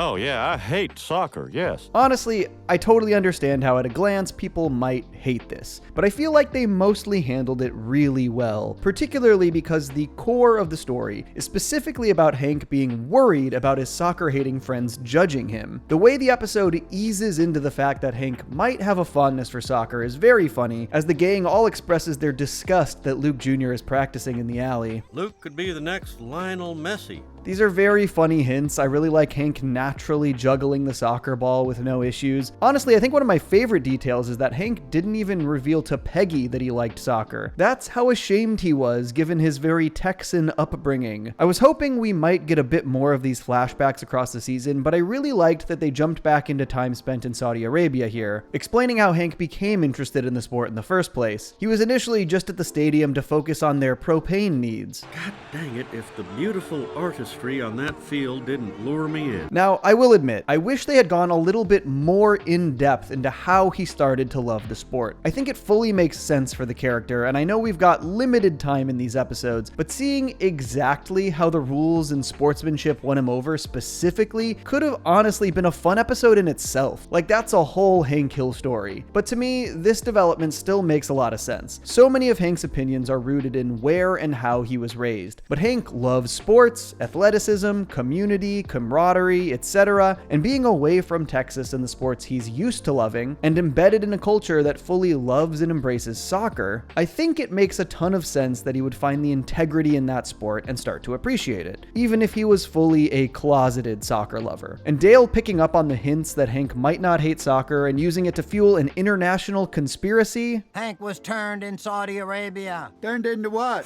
A spy, you idiot. I mean, that's kind of a perfect King of the Hill plot, isn't it? I also think the way Hank sort of felt like he had to step in to start refereeing was really well handled. It really speaks to his sense of fairness and integrity, and starts with him just realizing that Boomhauer was missing a lot of calls as the referee. Like, after these parents complain that it's just about fun and not rules, we get a quintessential Hank Hill line. Well, the rules make it fun. Though I will also say, as someone who has really loved the Boomfather arc for Boomhauer and Luke Jr., I was a little bummed to see him just not care about his ref duties and jump on his phone when he got fed up. Disappointing to see from him. He's been doing really well as a father figure so far. But Hank's motivations being purely so that the sport is played fairly and with integrity is a great Hank Hill motivation. And I love that he sees it as this responsibility he has to uphold. Like, he's the only one who can do this the right way, so he's gonna do it. That is Hank Hill. The disrespect for authority was just so un-American. But I think my absolute favorite thing about this referee plot is about how Hank taking this up positively affects his and Peggy's marriage. God, this is so funny. They basically see Hank liking soccer as a dirty little secret, and it completely invigorates their love life. That is truly one of the funniest and most Hank and Peggy plots I could think of. Tell me again about the offside. You want to hear it fast or slow? I really appreciated this exploration of Hank overall. Yeah, he's a stubborn guy with a specific worldview, but we know he's not immune to change, whether that's from peer pressure, growth in understanding underlying integrity, or both. And they really highlighted all the things that Hank would embrace about this specific soccer situation. I liked that even Hank and Peggy discussed this as an evolution for Hank, but not a fundamental change. Maybe I have evolved. Although I still don't like women shaving their heads and dyeing what's left. They look like fruit. I thought the Dale plot provided just about everything you'd want out of a Dale conspiracy story. He makes an observation that is absolutely correct, and then just extends that observation to the most insane conclusion, and provides us with some new top-tier Dale lines as well. I've killed werewolves before. Or at least a really big dog. I also liked the way Dale sort of used Bill as his stooge/lackey the entire episode. It makes for a pretty fun dynamic when you have a pushover like Bill completely willing to do the bidding of an out-of-control conspiratorial Dale. This also led to one of my favorite Peggy lines in the season, when Bill brings over an apple pie and falafel as a haphazard way to see if Hank and Peggy have become un-American. Oh, you're sweet, Bill. But I would never eat food that has been in your home. The way this all culminates in a Dale kidnapping and interrogation, I mean, how else could it culminate? So many fun details in this interrogation scene, especially that the only person on Dale's trusted list is John Redcorn. And I think Hank leaning into Dale's tendency to continue to expand and unfold conspiracies beyond the logical conclusion was a really smart way for him to wrap this up. I'm a double agent. While Dale's antics here do get relatively extreme, I feel like this was the proper amount of escalation from Dale's older conspiratorial tendencies. I figured the writers might struggle a bit to find Dale stories, given that a lot of his behavior that we saw as comically out there has become increasingly mainstream. But this to me felt like just enough escalation without reaching levels that were way too silly for me, which is something I sadly cannot say about the resolution of the soccer plot in this one. Unfortunately, the one thing about this episode I did not really like was the reveal that Boomhauer taking over as referee led to the game simply turning into a weird amalgamation of soccer, football, and wrestling. I think visually and conceptually this is kind of a funny idea. I just felt like it went a little too far for King of the Hill. While the show can definitely get out there sometimes, it rarely betrays a sense of reality for the characters. And I have a really hard time with the idea that a single referee could not only change the rules of the sport on the fly, but that all of the players and crowd would go along with it. This kind of thing feels far less believable to me than Hank coming around on soccer, and it takes me out of the world a little bit too much. But outside of this resolution, I really enjoyed this storyline. This episode also has a really fun but low stakes Bobby B plot where he decides to buy his first car, and I love that some of these Bobby stories are just classic young adult milestones. Buying your first car isn't some insane storyline, but it is a big part of life. This B plot does a lot of things I really appreciated. For one, I really love the fact that Joseph, Bobby, and Connie just have fully settled into their friend trio as young adults. Connie is clearly doing schoolwork on her laptop, but she chose to do it over at Bobby and Joseph's place. It's a small but significant detail. I also love that Connie seems to really understand Bobby. Though he's clearly very motivated to make this car purchase happen on his own, Connie expresses concern that he'll get swindled, and even suggests that he should have his mom help him. For one, I love that she says Peggy and not Hank should help him. A subtle allusion to the season 12 episode, The Accidental Terrorist, where Hank learns that paying sticker price for a car every time actually meant he'd been swindled for his entire life. But two, I also love that, though this might come across as a bit insulting, it does speak to the things that make Bobby, well, Bobby. Those car dealers are slick, and you're just too nice. He's an incredibly sweet and trusting guy, and these are the things that Connie likes about him, even if her concern might come across as condescending here. And obviously, in the end, Connie was right to be concerned, though not in the way anybody expected. Bronco Barry feigns defeat in the car negotiation, only to somehow convince Bobby that if he doesn't take the horse from the commercials off his hands, he's gonna put it down. I know a nice guy like you wouldn't murder a sweet horse like this. Honestly, this is such a funny swindle. I don't think anybody expects to go buy a new car and come home with a free horse. Not to mention that Bronco Barry is just a very funny side character. I love that the revival season continued the trend of giving lots of supplementary roles to Stephen Root, who obviously always did an excellent job as Bill and Buck, but he's a pretty versatile performer, and I'm sure the number of characters he's played over the show over the years is in the dozens. But the absolute highlight of this Bobby B story for me is Joseph initially panicking before falling in love with the horse. Oh, I love you, horse! Bobby and Joseph dropping everything to try and take care of the horse is short-lived and funny, but it's the resolution to this story that I loved most, where they call John Redcorn for help. Now, these 10 episodes haven't really explored it too in-depth, but I do think there's a lot of interesting subtext to the John Redcorn and Joseph relationship. Obviously, it doesn't seem like they are particularly close, and the show does seem to be playing playing the game where they hint that Redcorn and Nancy might still be seeing each other without outright confirming it. But the Joseph angle is what interests me most. Joseph went through a variety of feelings about John Redcorn in the original show, being pretty turned off by him at times like in Spin the Choice, but also clearly admiring him at other times like in Vision Quest. Obviously, it's clear that Joseph still doesn't know the truth about his parentage, but it seems like he has largely come around on John Redcorn in the interim years. Ah, John Redcorn made it. Hey, John Redcorn!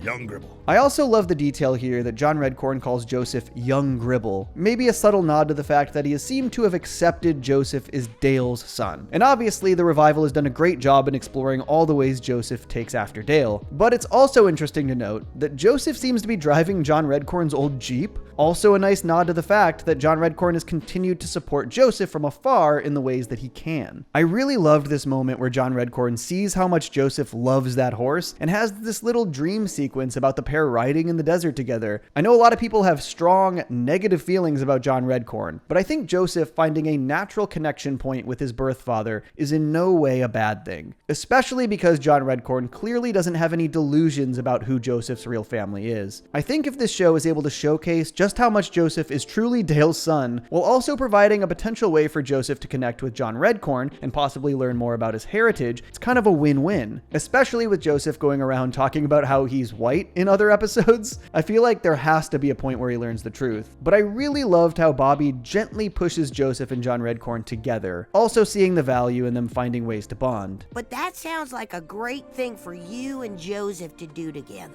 I'm sorry, but you cannot make me hate the hope in John Redcorn's eyes right here. I will say, while I really liked this B-plot, it is maybe an example of how the revival sometimes feels like two separate shows simultaneously. Since Bobby and the gang are in Dallas, there's very little crossover with the A story. In this one, they made it happen with a simple phone call from Bobby to Peggy, and I think they're doing well with what they're working with, since I don't really have any better alternative here, but it is something I noticed. Like, this B story really could have slotted in with any number of other A stories since they were so disconnected. But these are nitpicks, and I don't put a ton of stock in them, because overall, there's just so much more good in this formula than bad. Overall, I think this is a really fun episode. While I maybe didn't love the ending to the referee plot, I really liked the way it explored Hank's ability to change and the peer-driven shame he feels alongside that change. It provided a super fun angle for Dale's conspiracy and a solid young adult milestone for Bobby that allowed for some really sweet moments. Overall, it's just another solid episode. And that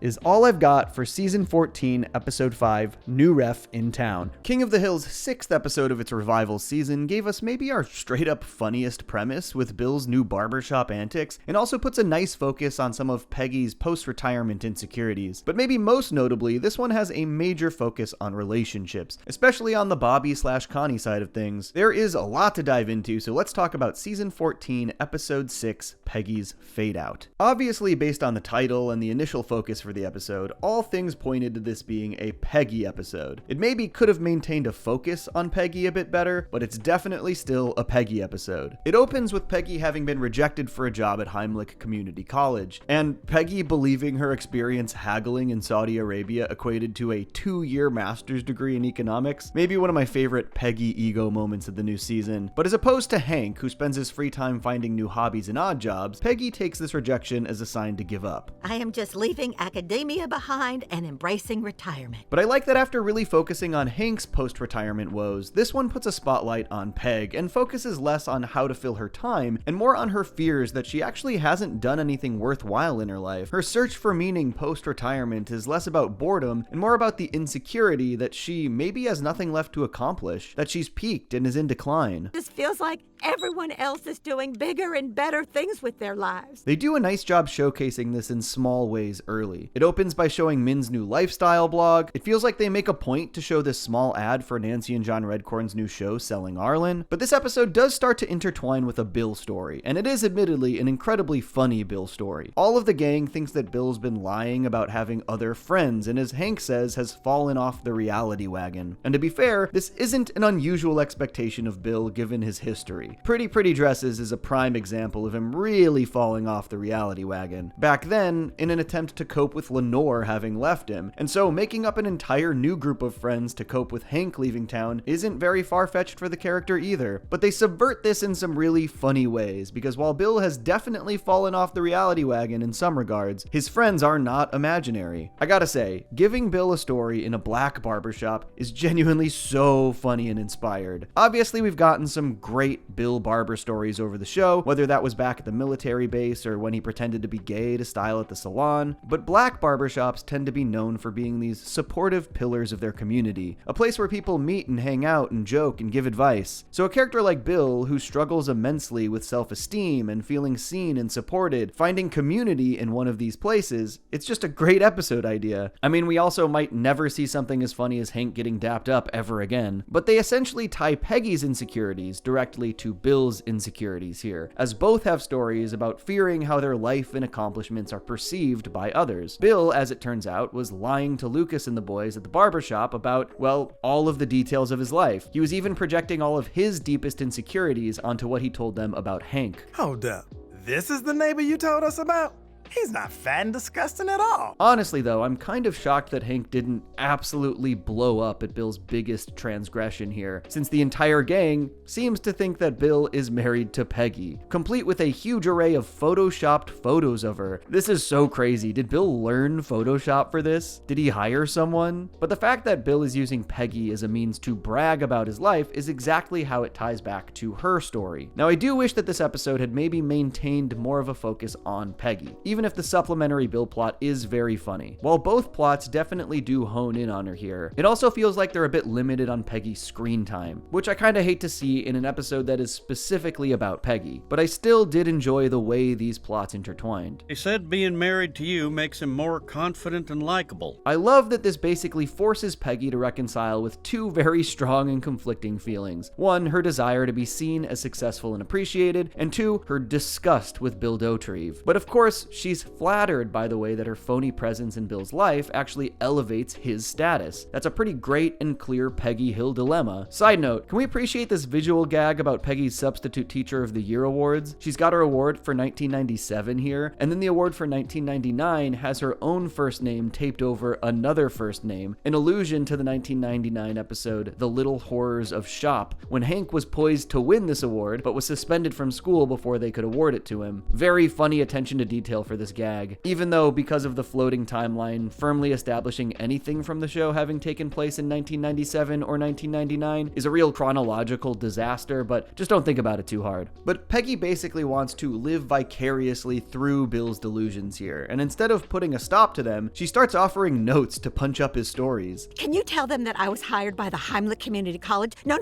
the University of Texas. But of course, the moment the reality of Bill's delusions hit her, particularly on the romantic side of things, she comes to her senses. And this lie today. Okay, while I do maybe wish this had felt a little more robust in how it intertwined Peggy and Bill's stories, and had maybe allowed a bit more of a focus on Peggy screen time wise, I truly did love this ending. The way Bill ends the lie is by killing Peggy off, which is obviously insane, but it allows for this really touching final moment. Obviously, the getting to experience your own funeral fantasy is not a new idea. I'm willing to bet many of you have even thought about this for yourselves. The opportunity to hear what people would most remember about you at the end of your life. It's an alluring idea, and they built out a premise here where Peggy actually does get to experience this. But what I found really nice is that while Bill did lie about his life to all of these people, he didn't really lie about Peggy's life. He told them who she was, that she was a substitute teacher, that she had gone to the Middle East. Bill was proud to share who Peggy truly was because he really does think incredibly highly of her. She published her musings in the paper and adventured to the Middle East, where she mastered their languages. And yeah, obviously she didn't master these languages, but both Bill and Peggy think she did. I just really love the idea of this ending because although it's just Bill, he has always had such a genuine and massive fondness for Peggy. And this brief little experience of Peggy getting that perspective, getting to see what she looks like to Bill as he sings her praises in front of friends, it was really sweet. It's a nice episode and this is a nice ending, even if it's pretty silly and out there. And although she didn't always succeed in everything, she was always always an inspiration. Okay, let's dive into Bobby's side of the episode, which I think is a tiny bit less cohesive story-wise, but does a ton to drive the more serialized nature of Bobby's revival arc. And they do this in two major ways. One, establishing the King of the Grill competition, and two, continuing Bobby's romance journey. Let's talk King of the Grill. Obviously, the name is also a meta-textual nod to the name of this show, and they make this very clear in the jokes as well. That Texas cooking show that Fox stupidly canceled 15 years ago? Very on the nose, but it does seem like these revivals feel obligated to throw in jabs and metatextual references like this. Futurama's first DVD movie, Bender's Big Score, did the whole Box Network gag, and then on Hulu they signed a deal with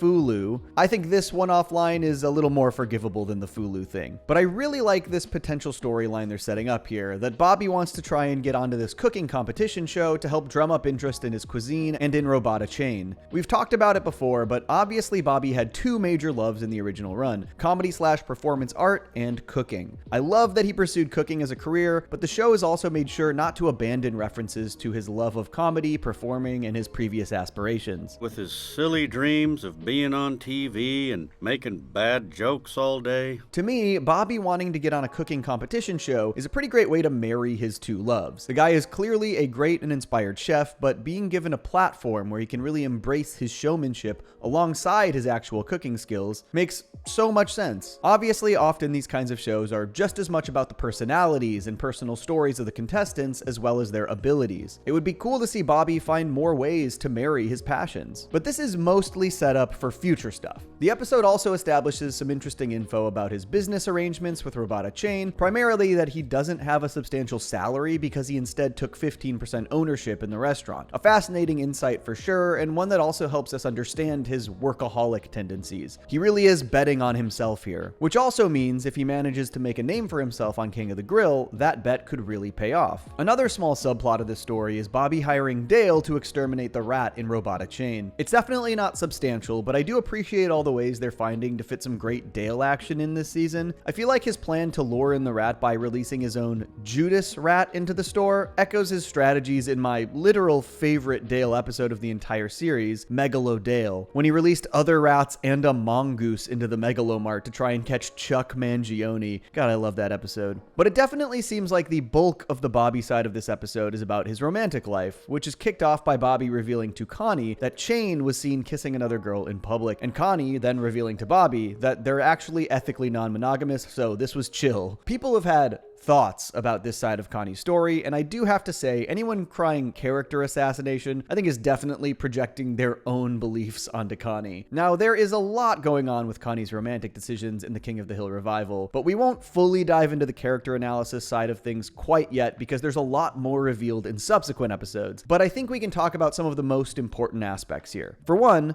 thing we know about Connie's childhood is that she had an incredibly overbearing father who controlled just about every aspect of her life, from her schoolwork to her extracurriculars to her dating life. Obviously, he heavily pushed for Connie to date Chain when they were younger to try and cozy up to the Wasana songs. Con even tried to bribe Bobby to break up with Connie in the episode that actually would ultimately be where Bobby and Connie's relationship ended, though mutually, not via bribe. But I think with these super overbearing teenage years, as well as a demanding workload in school, it makes sense that Connie, in her early 20s, would actually be more interested in a bit of freedom in her dating life. Now, there's a lot more to analyze in a future breakdown about why Connie would end up with Chain for this arrangement, but the important thing we know here is that a big part of it is because she isn't looking at him as a long-term or serious partner. Do you love him?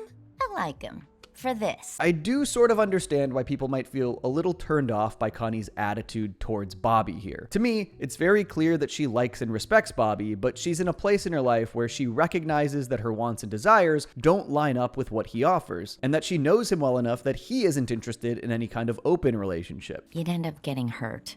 And I would never do that to you. I think this is pretty intentionally written to make Bobby feel a little condescended to. And I think that's one of the things that people aren't loving about the Connie x Bobby thing this season. But though she maybe could have said this a little more tactfully, she is absolutely right. Connie knows Bobby, and they've established pretty clearly that he is a soft lover boy type who is looking for more than no strings attached fun. Again, there will be future breakdowns to really dive into Connie's psychology behind all of this, but I think this episode establishes what it needs to. That at this point in her life, Connie isn't looking for anything serious, and of course what the episode reveals later is that Bobby is absolutely the type of person she'd be looking for if she were ready for something serious. But the other part of this story is the whole Willow connection. Bobby catches her stealing his grease so she can make soaps and balms with it, and I honestly got such a good laugh out of how this line would so specifically be a flattering turn on to Bobby. You have good taste in fats and tallows.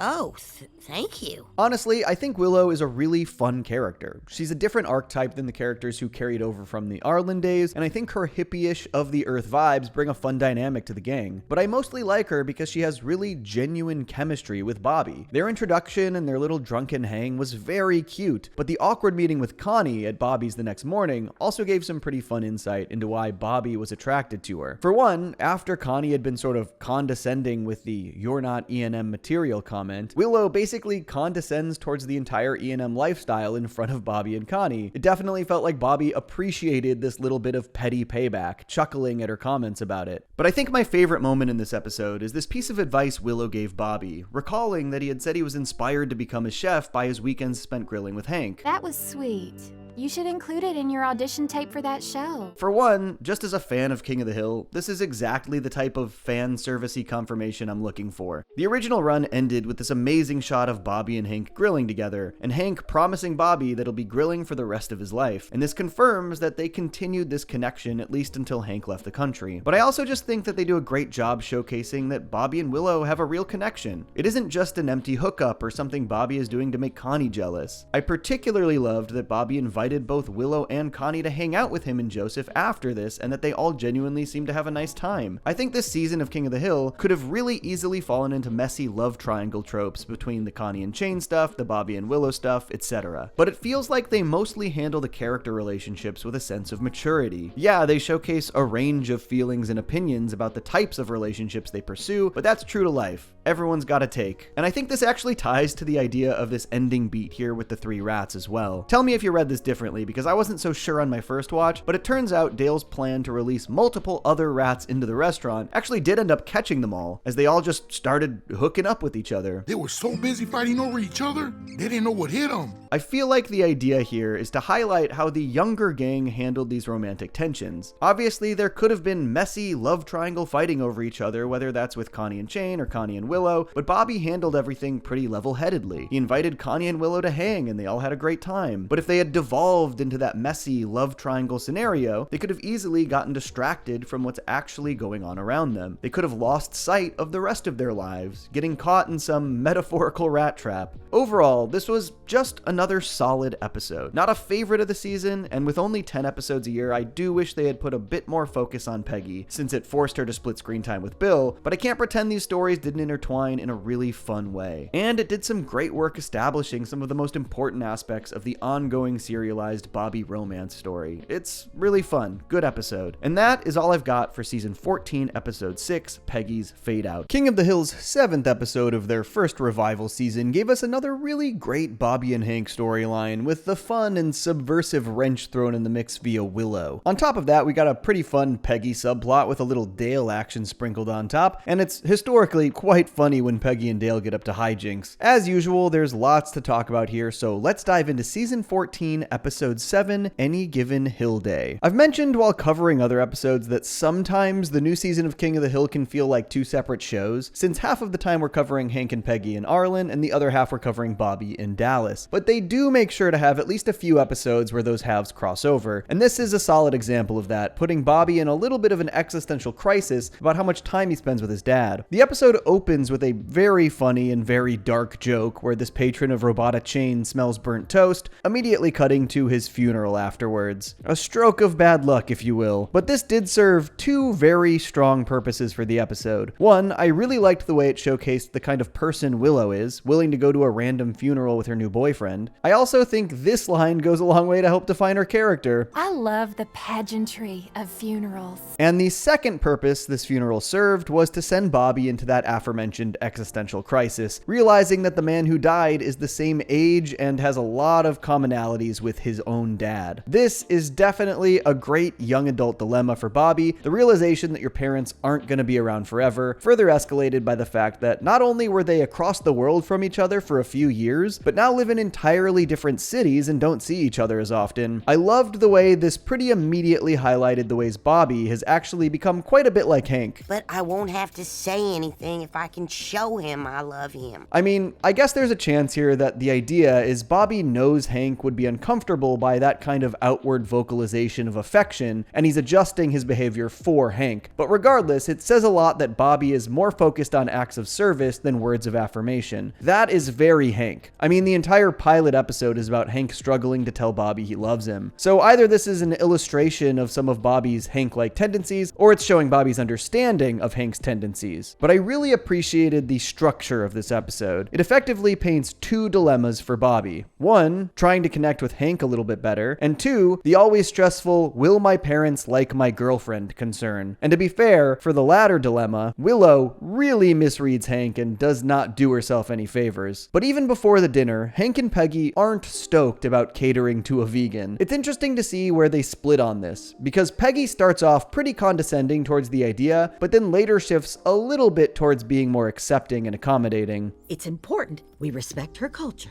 Weird isn't a culture. I don't have to respect weird. And honestly, while I do quite like Willow, it's crazy how bad she is at reading the room at the Hill house. Calling him Hank and straight up airplaning some vegan lasagna into his mouth. Willow, girl. You're welcome to call us Mr. and Mrs. Hill. I think one of the issues I have with the episode is just how disparate Willow's understanding of situations at hand can be. Don't get me wrong, I actually really like Willow, and I like Willow and Bobby together, but one moment she's supporting him at a funeral, the next she's force-feeding Hank vegan lasagna. One moment she's scored Hank and Bobby tickets to Cowboys Fantasy Camp, the next she reveals that she's also going to Cowboys Fantasy Camp with them. And I mean, the kissing Bobby over the table, did I say read the room before? Sort of a nightmare first impression for Hank and Peggy. But I suppose that this is what makes the events at camp pretty satisfying. They really set this up as sort of the worst possible scenario. Hank and Bobby coming so close to finding a way to connect, only for Bobby's new girlfriend to sort of throw that big wrench in things. There are some moments I really love between Hank and Bobby thrown in here, before the wrench throwing of course. Hank's initial excitement for the fantasy camp is really sweet, but I particularly love this moment where he's talking to one of the other dads at the fantasy camp whose son plays football at Ole Miss. I'm here with my son too, he's a chef. These are small moments, but for Hank, this is super meaningful. Think about the original series and how often Hank would get excited anytime Bobby got anywhere near success that was related to sports. Like when he became the football mascot. So you're not prancing around the garage at all, you're training. Now, obviously, Bobby never really found success in anything sports related, but this dad just told Hank that his son plays Division I football in college, and Hank's response was to equally excitedly tell that dad that Bobby is a chef. Hank has such a genuine pride for Bobby's career that he's happy to mention it in the same breath as a Division I football player. I think they've come a really long way, but this episode actually turns out to be one of those classic Hank is won over by integrity King of the Hill stories. Briefly, at least. Even though both Hank and Bobby do pretty well and are among the best on their fantasy camp team, Willow, as it turns out, is incredibly athletic. How did a vegan learn to do that? I think this is a really strong formula for the episode because there are two major dilemmas, and the solution to one of those dilemmas comes at the cost of the solution to the other dilemma. Because of Hank's newfound connection with Willow despite their major differences, his connection point with Bobby over the fantasy camp diminishes. Can we swap seats so I can talk strategy with Willow? I think this episode also gives some really interesting insight into Willow as a character. We learn that her father drank himself to death after losing his job with the Cowboys, which makes even being at the fantasy camp difficult for her emotionally. And I think that says a lot about what she's willing to do to try and connect with Bobby and Hank. Though, obviously, eventually, the pain gets the better of her, but we'll get there. She obviously connects with Hank due to her history with the Cowboys and her athletic talent. We're teammates now, so call me Hank. Despite the place that this episode ultimately goes, for me, this moment of advice between Willow and Bobby is one of the sweetest moments of the season, and it leads to more of the best emotional moments of connection between Bobby and Hank. Willow really facilitates Bobby's arc in this episode. The beginning of the episode shows Bobby fearing the eventual loss of his father, and then shows him trying to find a way to show Hank he cares about him without saying it. But Willow, having actually lost her father, has the experience to know that sometimes you just have to say it. Want my advice? Talk to Hank while he can still talk back. And I really love how Hank and Bobby sort of ease into talking about the more important stuff. First, Hank just opens up to Bobby a bit about how dang sore he is, and how he feels he might be getting too old for this kind of thing. And Bobby relates to this by talking about how he feels after a day working at the restaurant. And the pair share this classic sports experience together, an ice bath. Feels like a very Hank Hill thing to want to share with his son. Okay, so the next thing though, might be the most conflicted I've felt about anything in the season. Don't get me wrong, it's pretty funny, and I think it does track with Willow as a character, at least as we've grown to understand her, but dropping a bomb on Jerry Jones' desk felt maybe a tiny bit more crude than I would have anticipated for King of the Hill. I'm trying to think of something comparable from the original series, and I don't think it extends too far beyond the tone of the show, but it did just stand out to me as something kinda crazy that I might not have expected before we went into the revival season. Funny animation though, Hank's eyes following the drop is nuts. I guess before we get to the nice emotional and narrative wrap up of this one, maybe we should talk about the Peggy subplot. And they start by covering a very modern trend that has become increasingly normalized. Basically the idea that so many of us are just willingly participating in a full-on surveillance state, spurred on by Nancy's Ring camera showing a door-to-door surveyor of some kind. I should post this and warn everyone. Everyone has a camera on their front door. Everyone shares their suspicions about people in their neighborhood anonymously on an app. Nobody trusts each other, which I think is a pretty great inciting idea for Peggy to struggle with here. You don't have a Ring camera, Peggy Hill?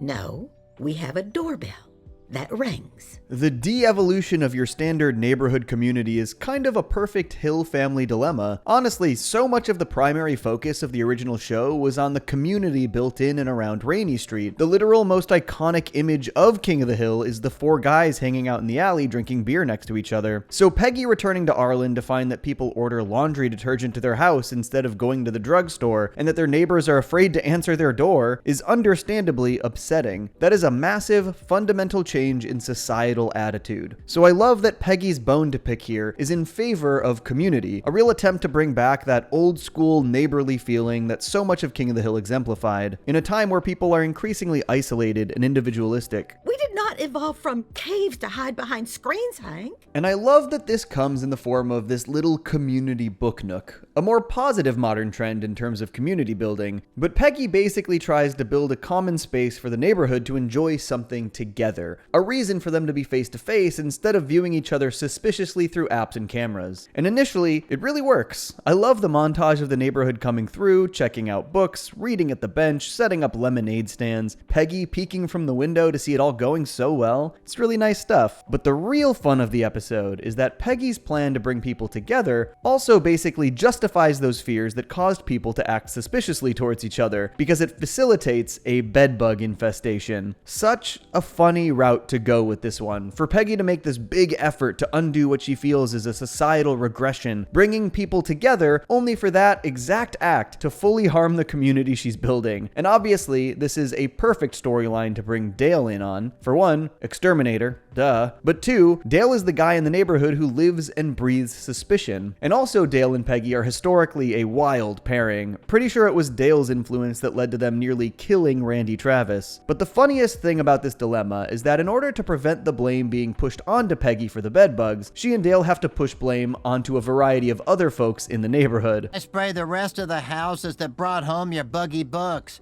I make money, you get off scot-free.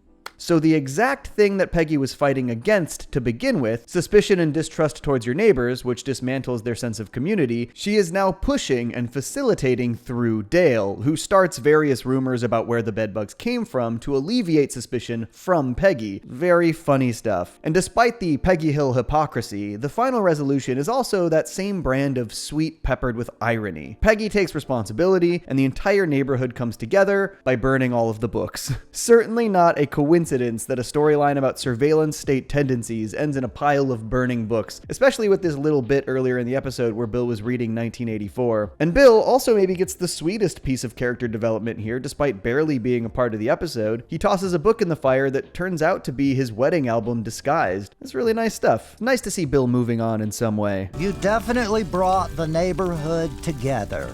Stop trying to make me feel better. Okay, let's back it up to the other sweet resolution over at Cowboys Fantasy Camp. Obviously, the Jerry Jones office incident was a huge deal breaker for Hank. This is when Willow opens up about her father's drinking and death, and I like that despite what they witnessed, Bobby remains really sympathetic towards what Willow is going through. He's a good guy. But their subsequent abandonment of Fantasy Camp gives us another of my favorite Hank and Bobby scenes in the revival, and a real perfect culmination of Bobby's arc in this episode. A scene where he really opens up to Hank about something he's going through, and Hank receives it and gives advice. Despite this being spurred on because of Willow's behavior here, it is still the embodiment of Willow's advice to Bobby earlier in the episode. He talks to his dad while he still can. I think my only real issue with this is that basically Bobby's opening up to Hank sort of results in him unloading all of these little issues he had with Willow as a partner, which is absolutely all fine stuff to take issue with, but I think I just wish we had maybe gotten a little bit more time in the show to see these issues. Because outside of Willow's big Jerry Jones moment, which was motivated by years of pain and trauma, Willow was a pretty great girlfriend to Bobby. She was very supportive and patient and understood his needs, and I think I wish we had seen a bit more about how they were incompatible. And I do hope she sticks around in the show in some capacity in the future because she's a cool character. But ultimately, these concerns were always superseded by what Bobby tells Hank here, which is that he thinks he's still in love with Connie. I love the little detail that Bobby revealing this leads to Hank cracking a little smile here. Just great subtle Hank Hill character acting. And I think this exchange is one of the best Bobby-Hank exchanges in the entire season. I appreciate you, Dad. Well, let's not get carried away. Perfect slight deflection from Hank for the tiniest bit of affection. Pretty great. I do think that overall, this was another solid episode. It maybe had things like the Jerry Jones drop that I felt might be a tad crude for King of the Hill, but it still also worked well within the story itself. I also might have a few misgivings about the tightrope they tried to walk with Willow as a character. It's tough to make a character who both seems incredibly supportive and nurturing, but also incapable of reading the room sometimes. Ultimately, I feel like maybe just a little more time with Willow could have gone a long way, which of course is tough when we're only getting 10 episode seasons. They had to compartmentalize this little Willow arc into 2 episodes, and I'd expect if this had been your classic 22 episode season, she probably would have been around for 4 or 5 episodes before they split. But despite this, the story facilitated some tried and true King of the Hill formulas and gave us very funny moments. It's got a strong Peggy subplot that explores a modern dilemma without leaning too far into Flanderized territory for her, and one of those excellent Hank and Bobby moments of connection that the revival seemed to nail time and time again. It's definitely hard to be too upset about some of these perceived slight missteps when they have such a clear view of the bigger picture and have nailed the characterization. And that is all I've got for season 14, episode 7, Any Given Hill Day. King of the Hill's 8th episode of its 14th season is arguably the story with the biggest, most lasting consequences of any released in the revival so far, with a major focus on both Con Supernusumpones, Senior and Junior. This is also Con Senior's only episode in this season, which might be seen as a good or bad thing depending on what kind of fan you talk to, but the themes of this episode can basically be boiled down to relationships, honesty, and community, and for me, it features some of my favorite individual character moments of the season. So let's dive into season 14's aptly titled 8th episode, Conscious Uncoupling. Okay, so let's start by addressing the elephant in the room. Yes, Con was recast, and no, people are not pleased with the new performance as Ronnie Chang replaces Toby Huss. Missed again, Hank Hill. I have thoughts about why the performance doesn't seem to work as well for myself and many fans, but I'm going to push that discussion to the end of the video so we can focus on the actual story first. I do think it was a strange move for the writers to sideline Con for almost the entire season, and only bring him in for a single episode that is primarily about him and Min's marital problems. I actually quite like the episode, but I do think Con's absence was felt during the entire season, and his sudden reappearance made that absence feel stranger. I also think that only using Con in one episode that highlights that he's at such a low point also makes this a harder pill to swallow. If we had maybe seen a bit more of him outside of this one story that was focused on his marriage falling apart, I think people might have accepted the sad nature of this episode a bit more openly. I mean, even Min, for instance, gets a lot more focus across the season's episodes, and we even see little hints of her life moving forward, like the fact that she started a blog. You know, nothing major, but something more positive and optimistic that's in her life. But But I also think that the main conflict of this episode is a very well-written Con and Min story. Of course, they would be the type of couple to try and hide the fact that their marriage has dissolved. That feels 100% in character. They still have dreams of Connie marrying Chane and connecting meaningfully to the Wasanasong family. They want to move up in the social hierarchy. We hired Robata Chane because of Chane, not Bobby. They feel like exactly the type of people to put on this facade, but keeping up the charade despite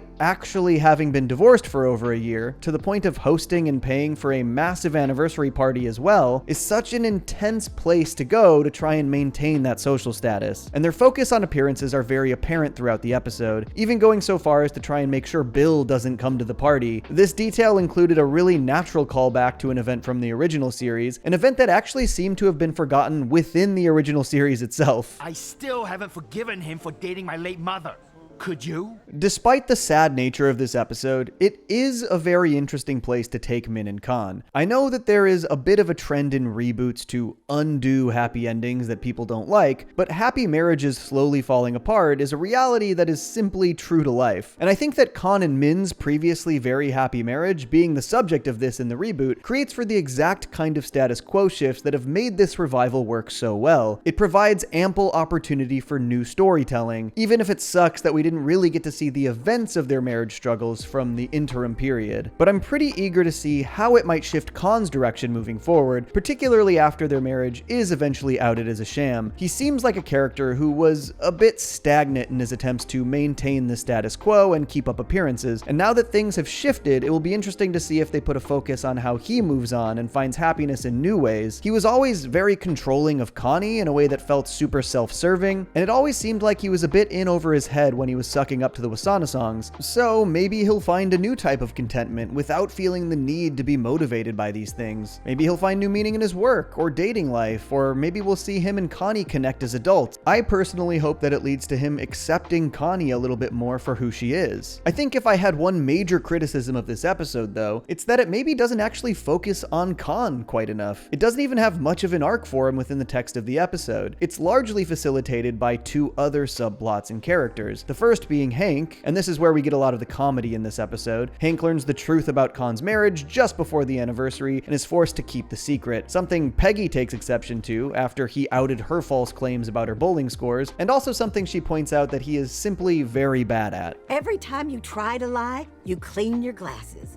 It was cute when you told Brian Robertson you voted for Obama, but not now. And the other subplot and character that ties directly to Con's deceit and attitude here is Connie. In fact, I would argue that this episode goes a lot further to add depth to Connie's season 1 arc than Con. Probably one of the reasons that this episode's title, Conscious Uncoupling, is actually dually referencing both Con Jr. and Sr. So let's dive into Connie, because that really is where the meat of this episode lies. And the added context of Con and Min's recently dissolved marriage goes a very long way to give us important context to some of Connie's decisions. The decision I see being questioned most is how did Connie end up with Chane after disliking him so much in the original run? And I will say, first of all, obviously people and mindsets change over time. Connie was being forcibly set up with Chane by Con when she was a kid, and this at least seems to be a bit more voluntary. But obviously Chane is still a huge asshole, and the question is, why would she date him now? And I think this episode pretty thoroughly explains her mindset here. She already hinted in previous episodes that she wasn't in love with Chane, just that she likes dating him in the context of their open relationship. A relationship that is frankly not very serious with each other. Not that open relationships can't be serious, but in this context, she and Chane are decidedly not serious. And I think that last part is the key here. Connie is 21 years old, and seeing her parents' relationship dissolve and become this complete charade has clearly affected how she sees relationships in general. Min points out to Connie that she and Con got married when they were 21 in an attempt to push her towards that same decision. Well, Mom, have you ever thought that maybe I don't want to make the same mistakes that you did? To me, it's clear that Connie is only dating Chane for two reasons. One, it makes things a bit easier on her parents, who really care about appearances and are obviously really struggling under the surface of their marriage. This keeps up appearances with the Wasanasongs and their happy family charade. But more importantly, because Connie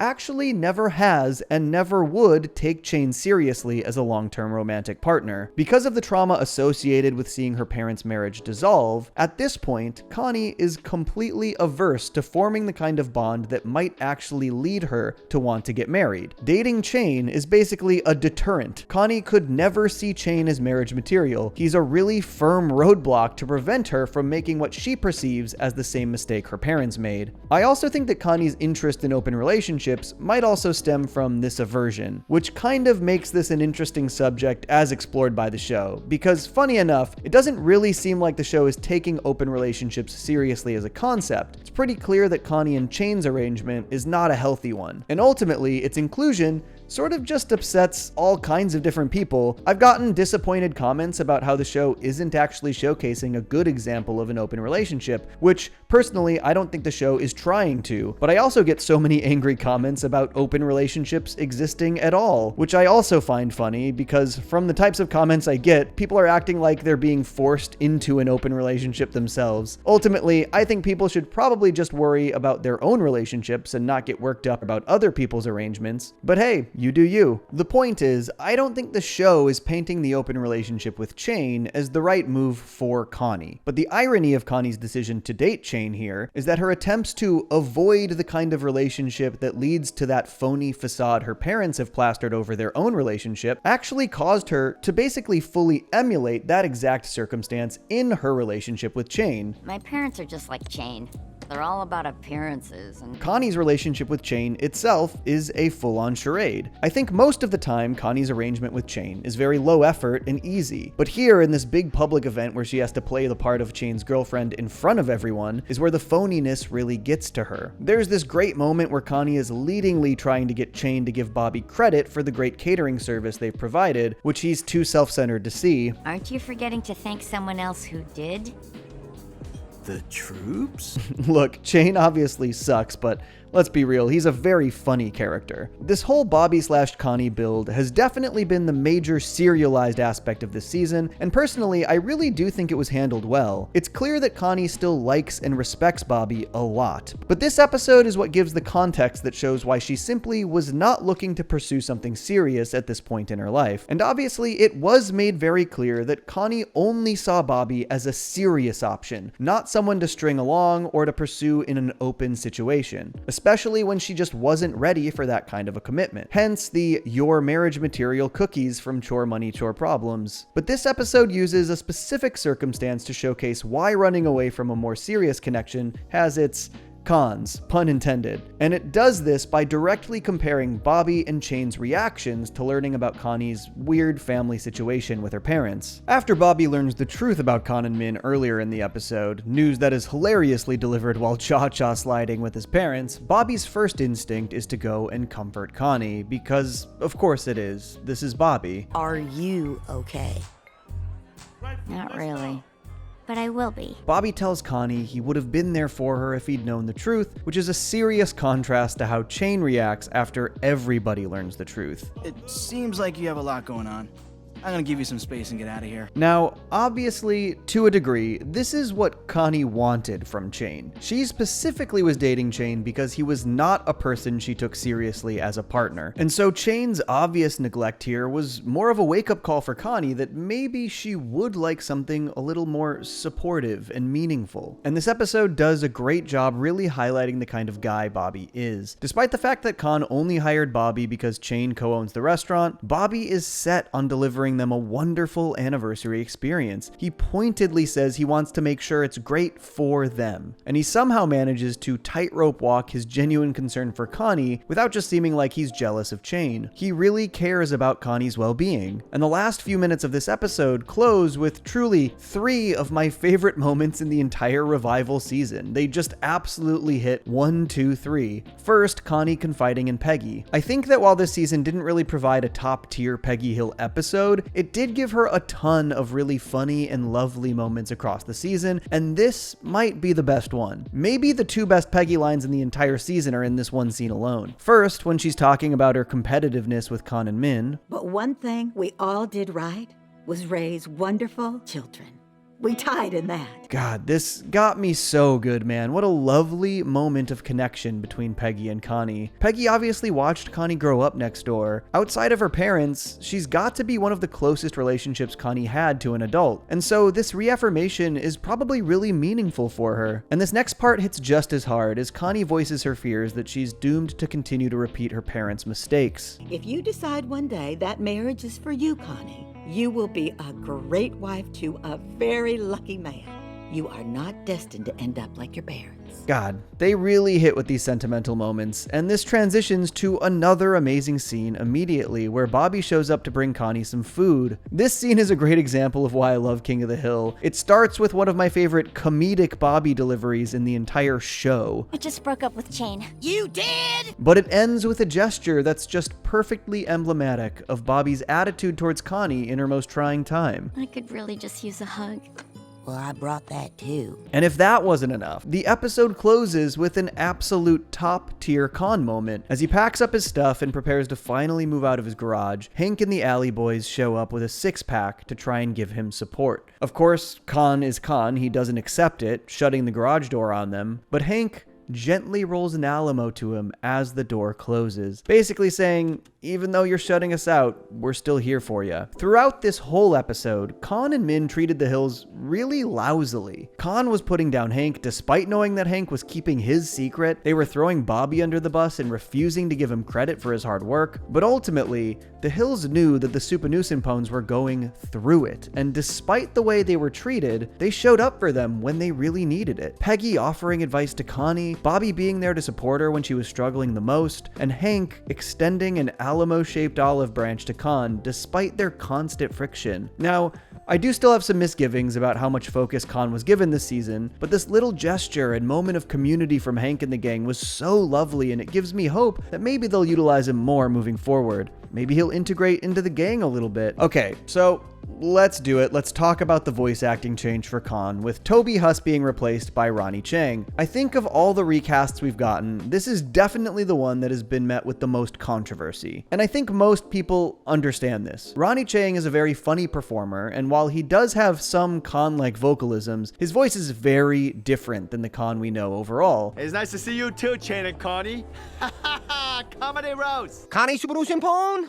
Me Chain was on a song. As someone who was obviously expecting the voice to sound a bit different, I think the reason I brush up against this performance so much is less about the performance itself and more because Con sounds so much younger than he used to, which is especially weird when he's supposed to be older. I think I could have actually bought a vocal change in the character if he had sounded older, but it's sort of a double whammy. Oh, Con sounds different, and he sounds like he's even younger than he was in the original run. That's a tough couple of pills to swallow, but I do also think that they sort of did the character a disservice by, well, not putting him in the show very much. He's literally only in this episode, so it's hard for the audience to get used to a new voice and for a performer to hone in on a performance. There's just such limited screen time for it. I'm not sure if they were pointedly avoiding Con because of the recast or what, but I do hope he's in the show more next season. Even just in small brief appearances here and there, I think that would go a long way to warm the audience up to him and get a little bit more experience under Ronnie Chang's belt as Con. But I do think that the adjustment from Toby Huss to Ronnie Chang has been the most difficult transition for the fans in the new season. Speaking of Toby Huss, let's talk Dale performance while we're here. I should have mentioned in my last breakdown that that was the final Johnny Hardwick episode of the new season, and that the remainder of the show transitions over to Toby Huss as Dale. Though, even the Hardwick episodes seem to contain Huss pickups, and episode 3, Bobby Gets Grilled, was actually a full Huss performance since that was the 7th episode produced and was moved up in the release order. Obviously, it's pretty clear that Hardwick was struggling with his Dale voice when he recorded. A lot of fans thought he was actually the replacement voice. Maybe this was due to health issues, maybe he had just gotten older, but personally, I'm still really grateful we got to hear Hardwick close out his career as Dale. Even if he had lost a step or two, Hardwick is a legend, and I'm so sad we've lost him. Even if he didn't sound the same, obviously I would have drastically preferred that we get an entire revival series of Hardwick Dale performances. But honestly, I do think Huss did an excellent job as his replacement. There are just a few episodes that are 100% Huss as Dale, and I think he gets stronger with each subsequent one. And I really believe he'll continue to get stronger as he settles into the role. He was also forced to sort of try and match his performance to Hardwick with those pickups in earlier episodes, so he'll really be able to find his Dale cadence on his own as he steps into the role solo. I'm really eager to see how he sounds in season 15. Overall, despite my issues with Khan's lack of utilization this season, and everyone's frustrations with the voice change, I think this was a really strong episode. That focus on community at the end really hits, and it of course is the most important in moving that Bobby and Connie romance forward. Between the top tier emotional beats and some hilarious sequences, this was a great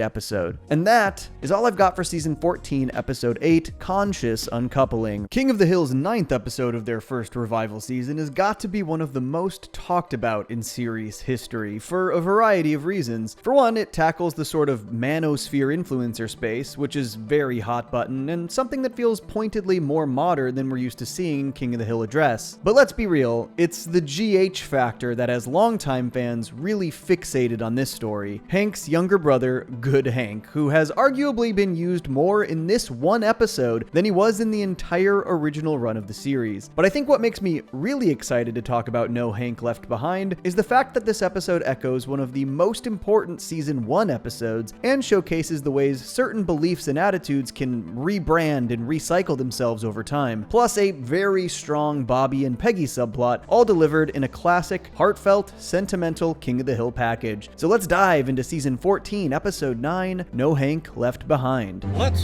freaking go! Alright, before we dive into the episode, yes, they did fudge the timeline on ages a bit with GH. Obviously, GH was born during the original run, in the season 3 finale / season 4 premiere, and as we know, Bobby has aged 9 years since that episode. Good Hank should theoretically be 9 years old. However, in season 14, they've established that he is 13 years old. Now, as far as floating sitcom timelines go, personally, I think being a stickler about this is sort of missing the forest for the trees, and I also think that ultimately this was the best decision they could have made. Because of this age fudging, we've now got a Hill boy who is the same age Bobby was in the original series, and given that this show has always been about the friction between generations within the Hill family, a 13-year-old GH gives them a lot more opportunity for storytelling and conflict, and this first episode focusing on him is a perfect example of why that works so well. Now, I don't think the episode itself is perfect. I think the resolution could have actually been handled a bit more effectively, but despite this, it's still a favorite of the season for me for a lot of reasons. Though, it is obviously an episode that's definitely going to be derided by a certain subsect of the fandom. But what works so well about this episode is that it focuses on Hank and Good Hank's relationship through echoes of their father Cotton. The episode opens with Hank and his two half-brothers, Good Hank and Junichiro, meeting a lawyer about a class action lawsuit over Cotton's shin jelly. Honestly, just a really funny premise right there in the beginning. But the most important thing that this opening shows is the disconnect between Hank and Good Hank, as well as the disrespect that GH clearly feels towards his older brother, laughing at just about anything at Bad Hank's expense. I told Cotton it was a complete waste of money, and then he told me I was a complete waste of money. But just as importantly, this episode also establishes that GH doesn't show much respect towards his mother, completely ignoring just about any question she asks. GH, did you hear your mother ask you a question? Because of this, Dee Dee is really at the end of her rope, which isn't surprising. It appears as though she's no longer with her second husband and is raising GH as a single mom, and she more or less begs Hank to help. Hank's response here kind of breaks my heart, though it does make for a better story, of course. But it's kind of sad to see that Hank largely wants nothing to do with GH, even after years away, and that we can also presume he's never really had any real relationship with him. Though, Hank is also obviously averse to dealing with teenagers in general. But as far as his brotherly relationships go, this bums me out. Very fittingly, Peggy talks some sense into Hank. I've talked a lot about how Peggy maybe didn't get enough solo focus this season, but she did get so many important supporting moments like this, even when small. GH ends up staying with them for the summer, and this transitions into the meat of the plot here. GH spends his time in his room watching videos online, and we see that he's basically fallen down the manosphere rabbit hole. I'm looking into personal development opportunities. Okay, well, let's see then. Now, of course, on its face, Hank loves everything this has to say. It speaks to so many of his old world sensibilities, and to him, seems like a genuinely positive opportunity for GH to grow up a little bit. Hank offers to be his mentor and even pays for the course. Now, obviously, this is a play on a lot of the stuff you see these days in the quote-unquote manosphere. This guy bears a vague resemblance to Andrew Tate. There's an overt finance bro fraternity vibe. I mean, it's all about the 5 F-bombs. So we know, while on its face, it purports to represent a lot of the things that are important to Hank, like family, faith, fiscal responsibility, etc. But anyone familiar knows that they also peddle some pretty transgressive views, particularly when it comes to women. And so, though Hank believes he's doing something helpful for GH here, ultimately, he's actually helping facilitate some potentially terrible behavior. And this is why this episode is actually an incredible spiritual successor to Season 1's classic, Shins of the Father. In Shins of the Father, Hank's father Cotton comes for Bobby's birthday and basically overstays his welcome, creating excuse after excuse for why he can't leave. Despite his bad relationship with his father, Hank desperately craves Cotton's approval. Did you win World War II? This ribeye is for my daddy. And for Bobby, Cotton is the life of the party, showing up on a horse, gifting him a shotgun, all kinds of stuff a kid would think is great. He didn't ruin it. He made it fun. But of course, the person who gets the real brunt of Cotton's bad behavior is Peggy. Cotton is a clear-cut misogynist who belittles women at best and assaults them at worst. He won't even call Peggy by her first name. She's just Hank's wife. And so the entire episode's dilemma is that Hank's desperate seeking of Cotton's approval, combined with Bobby's affection for Cotton, allows for Cotton's terrible behavior to rub off onto Bobby. Thinking that time with his grandfather would be good for him means that Hank facilitates a situation where Bobby learns incredibly harmful and messed up behavior. And on top of this, Peggy is the one person who sees what is happening and is ignored at every turn. You just cannot see your father for who he is. Well, Bobby and I both want him to stay. So that means you're outvoted. Not just ignored, but undermined by her father-in-law. The episode is effectively about misogyny, particularly the old world brand that Cotton exemplifies. Take off them pink gloves. That's woman's work. The episode is just caked with these kinds of platitudes from Cotton, unambiguously placing men above women in every context, even when Luann diagnoses what's wrong with his car very quickly and efficiently. A woman fixing a car. That's like a pig trying to read. Pig? Yeah.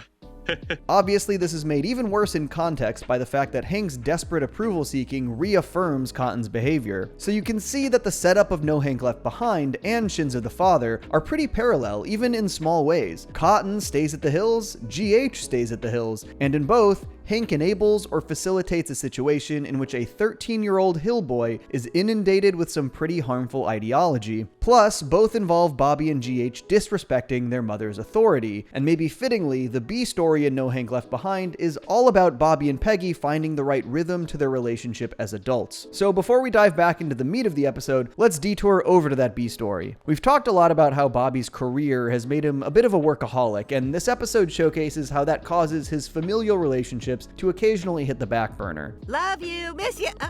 He hung up. Bobby was supposed to play pickleball with Peggy today, but because of some unexpected work events, he couldn't make it, and of course forgot to tell her. And not only does this make Peggy a bit insecure about her relationship with Bobby, especially after Nancy and Min brag about their connections to their kids, but also playing solo causes Peggy to fully injure her knee. And in order to see the proper doctor, she's got to go to Dallas, and she needs Bobby's help. But of course, with Bobby's busy schedule, his mom is once again not the priority. He helps her to the hospital, but says that he was going to have Joseph take her all the way back to Arlen. Yeah, he wouldn't mind. He wants to see his mom anyway. Man, that is cold, Bobby. A real lack of self-awareness. Honestly, there's a lot I love about this story for Peggy. Obviously, it's a bit heartbreaking. Bobby has always had a good relationship with his mom, despite her Peggyisms, and so to see him be so busy that he can't even be bothered to support her through a serious injury, it's a bummer. But Peggy also shows a lot of growth and restraint here, I'd say. It has to hurt to feel like your relationship with your son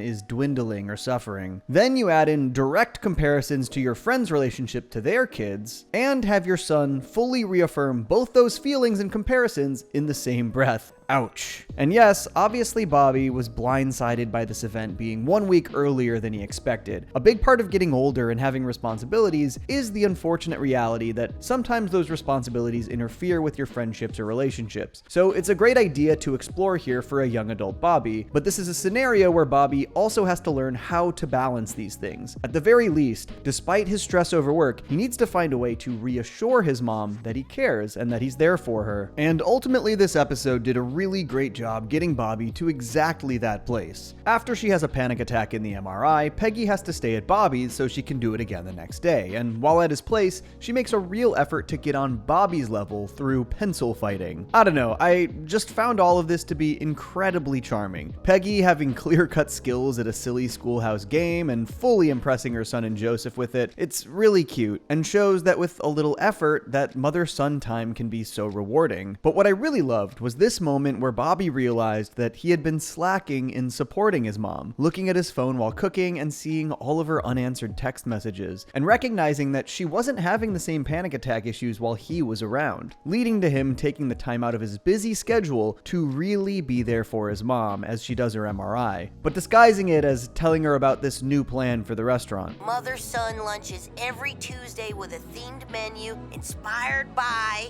your cooking. Would you want to come up once a week and check it out? I love that Bobby's resolution here is more than just showing up. He puts forth a solution that will give him an opportunity to spend time with his mom once a week, really acknowledging the insecurity that Peggy was feeling about their relationship and finding a way to regularly be there for her. This scene also has another super specific callback to the episode Bobby Goes Nuts. Like she was kicked by a 12-year-old some time ago. You can tell it was a 12-year-old? Now, I know everyone loves these callbacks, and Bobby's response here is very funny, but this is another example of those OG references feeling a tiny bit too cute to me, a little sweaty getting there. But again, I mostly forgive them because I laughed. Honestly, this is probably the best Peggy story in the entire season, which is kind of a shame since it sort of gets overshadowed by the A story. But I think pairing a heartwarming Bobby/Peggy mother and son story with good Hank's plight here, as he falls down the wrong path in terms of his respect for women and his own mother, makes them pretty complementary. Okay, let's dive back into Hank and GH's story and how it relates back to Cotton. I like that throughout the man-made boot camp, they show that Hank slowly becomes uneasy with how it's unfolding. Even in the beginning, when Eli starts pushing around this guy as part of the skit, you see that Hank is not about that. He's clearly uncomfortable while GH cheers it on and thinks the bullying is cool, but Hank comes around when the skit becomes about helping this guy out, camaraderie, brotherhood, etc. And that's sort of exactly how these systems operate. They prey on the people who feel ostracized by creating a fraternity around them, and then inundate them with harmful ideas, often blaming others, particularly women, for their problems. And you can see exactly how they band the guys together in this boot camp, initially putting them through a rigorous and difficult fitness challenge, requiring camaraderie that brings the gang closer together. And admittedly, while it's all a part of the grift, this part does work really well, and it was actually so great to see GH and Hank connect here. I'm so glad we're here. But the program obviously slowly introduces the things that Hank would not agree with in this modern hustle culture, the entrepreneur bro type attitudes. I worked for Buck Strickland of Strickland Propane for nearly 30 years, and trust me, Buck was no beta. And where a lot of this program really starts to lose Hank, and where we see a lot of the parallels to Shins of the Father, is of course in how they treat women. During this sharing circle, these men express real and justified insecurities, and every time they express those things, Eli pushes the blame onto women. Guy thinks he's too short, blames the women on Bumble. Guy feels financially inadequate, Eli blames his ex-wife who had an issue with the money he made. And who doesn't get your jokes? Everyone? And who is slightly more than half of everyone? Females! Now obviously these are generalized issues, but the point here is that there is no introspection. This is not self-improvement or personal development as they put it, it's pinning the blame elsewhere while refusing to acknowledge where you can actually change your own behavior for the better. And a refusal to acknowledge or change behavior is very Cotton, particularly when the world around him changed so much. Shins of the Father showcases his old school misogyny very blatantly across the episode. You will never know if you are attractive. It's up to a man to tell you that. Hey, Missy, how about some sandwiches? See, Bobby? Woman works, man loses his sausage. Both Cotton and Eli's worldviews are focused on placing men above women, though obviously manifesting in slightly different ways. Cotton is just an overt and vocal misogynist, while Eli caters to men's insecurities and pins the blame for those insecurities on women. And this tendency to blame quote-unquote females for all of these issues is how misogyny has rebranded and repackaged itself from Cotton's days. And so it's pretty fitting that we see Cotton's son being inundated with these views through this online role model. And if you haven't noticed, both No Hank Left Behind and Shins of the Father are largely about role models. In GH's instance, he doesn't have a strong father figure in his life, and so he's attached to these kinds of online spheres and programs to fill that void. For Bobby, he looked up to a fun grandfather who really inserted himself into his life, and in both instances, the one who could have put their foot down and fill that void was Hank. He should have been willing to step between Bobby and Cotton when Bobby was a kid, and Hank's reluctance to have any relationship with his fatherless younger brother allowed GH to fall into that harmful rabbit hole himself. And in both instances, Hank learns he needs to step up for the sake of his son and brother. GH eventually reveals that a girl he likes friend-zoned him before he could ask her out. And while the rest of the group cries foul, Hank points out how messed up it is to feel this degree of entitlement. She was leading me on. Eli's right. Females are the problem. If she just wants to be your friend, that's her choice, and you need to respect her decision. I think this was a really well-calculated modern issue to have Hank combat. Hank grew up seeing how awful and entitled his father was towards his mother and later Dee Dee, and it clearly colored how he approached his own relationship. And Peggy is somebody he has mostly always treated with respect, somebody he has seen as a friend in addition to a wife. In fact, his lesson to Bobby at the end of Shins of the Father perfectly exemplifies this. Peggy's my best friend, son. And when you're older, I hope you're lucky enough to find a girl to be best friends with, too. But I think the smartest thing No Hank Left Behind does here is that this message doesn't get through to GH initially because of that fraternity that Eli has built around these harmful beliefs. It shows how these systems operate. That support structure is built to reaffirm these attitudes. GH's feelings about the matter are being backed up by Eli and everyone else in the circle, so why would he back down if everyone else is supporting him? Which leads to him lashing out at Hank. You ain't my daddy. You're just a weak sissy with a fat neck. A stupid soy boy. Watching this episode for the first time, I was a little unsure about the show tackling something that felt so modern. But this sequence is where it really sold me as a smart and worthwhile story to tell. Obviously, I've been talking about it throughout this entire video, but that direct comparison from Cotton's attitude and relationship with Hank to GH's attitude that's been encouraged by Eli was such a smart way to approach this kind of a modern subject. And some of Cotton's berating in this flashback echo Shins of the Father once again. Well, that's 'cause you're weak. I blame your mama. The resolution of Shins of the Father remains an all-timer. The episode was all about Hank's inability to stand up to his father and his refusal to back up his wife and protect her from Cotton's attacks, as well as how his lack of spine was causing Bobby to emulate his grandfather's awful behavior. And so by growing that spine, in one fell swoop, Hank solves all of these issues at once, truly standing up to his father and protecting his family. No wonder Mom left you. She was a strong lady, classy and smart like Peg. Maybe you couldn't handle that, but I can. My marriage is a partnership of equals. Hank then has a great heart-to-heart with Bobby in the car, where he tells him to forget everything he learned from Cotton and teaches him an important lesson that, of course, later echoes across No Hank Left Behind as well. Women were not put on this earth to serve you and me. Now, to be fair, this lesson is slightly undercut by the gag afterwards, where we see that they're at a drive-in restaurant being served by women. But despite this joke, that is still the lesson of this episode and what Hank is rightfully imparting onto Bobby. And so this episode sticks its landing by tying every loose end up into Hank's confrontation with Cotton. And while I really love a lot about No Hank Left Behind, I do think that it unfortunately doesn't quite stick the landing in the same way that Shins of the Father manages to. The thing is that there's a bit of a deus ex machina here, or deus ex mamina. Hank has Dale look into Eli and reveals that his mother actually owns his company, and this leads to her showing up and the guys losing respect for his hustle since it was built on a lie. I think my big problem with this ending is that I feel like this reveal is a little bit of a cop-out.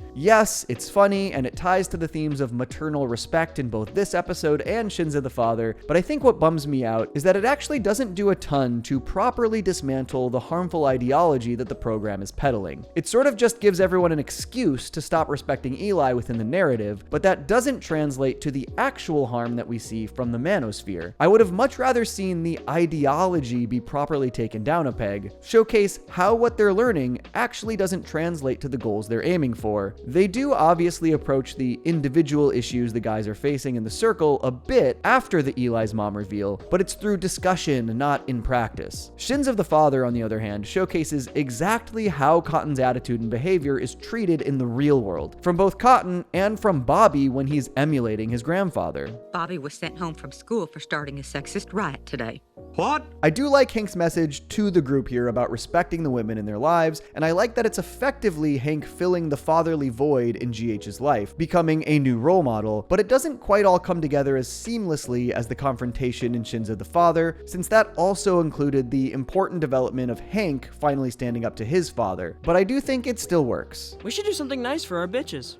Yeah, I think we have a little more work to do. And it's the final emotional beats showing how GH has grown that really end the episode on an incredibly strong note. He addresses his mom respectfully, gives her a big hug, and expresses excitement about seeing his big bro again, even giving Hank a proper handshake instead of a fist bump. And I particularly love that Hank got GH this junker car for them to work on together. Hank didn't just spend some time with GH as a one-off and feel like he fulfilled his duty. He grew by building in the time and an ongoing project for them to work on together, giving him the chance to really fill in as a role model for his younger brother. And I think what I love most is the way this line from Shins of the Father, as Hank stood up to Cotton, once again echoes so well across time. Initially he was talking about Bobby, but this line works equally well for Hank and GH. And I won't let him grow up to be a woman-hating old fool. And Hank's newfound relationship with his brother also sticks it to Cotton one last time. I gotta stay alive so Good Hank doesn't come out as terrible as you did.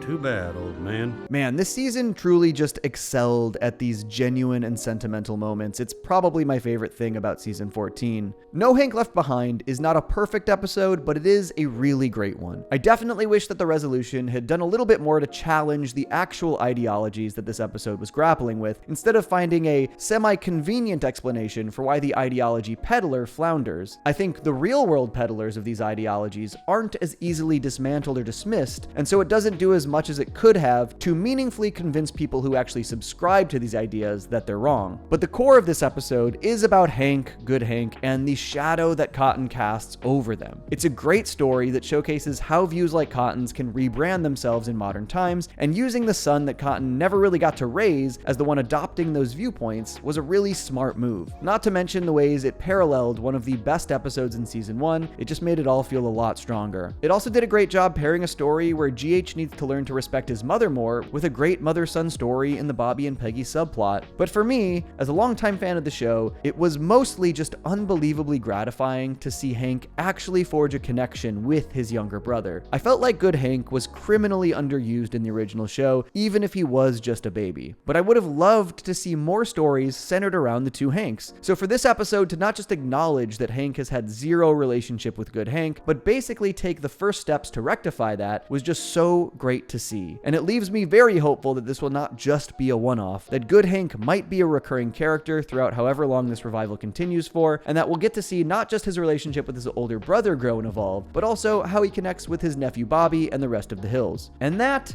is all I've got for season 14, episode 9, No Hank Left Behind. At last, King of the Hill's 10th and final episode of their first revival season, titled A Sounder Investment. And while this isn't one of my favorites of the season, it is another very strong episode with a lot to love. Not only does this give us a pretty great conflict for post-retirement Hank and Peggy Hill, but it brings back an all-time fan favorite character that fans have been clamoring for, and gives us the first real steps into Bobby and Connie's adult romantic relationship. There is a ton to go over in this season finale, so let's dive into season 14, episode 10, A Sounder Investment. Alright, so as far as season finales go, I think this one did a pretty decent job, mostly because it felt like a really great wrap up to the more serialized Bobby aspects of the season. As for the A story, it was definitely an episode I enjoyed with some very sweet moments, but it also didn't feel like it held much more weight than any other episode this year, and I know that's actually more or less par for the course when it comes to King of the Hill season finales, outside of the classic two-part cliffhang finales like Propane Boom or As Old as the Hills, so maybe this was just the exact right route to go. The bulk of this episode is about Hank and Peggy determining where to invest the little extra money they've got in their retirement, with Hank being pretty predictably conservative in his investment philosophy, whereas Peggy wants to have a bit more say in where they're putting their money. Every second we do not invest is money lost. Remember,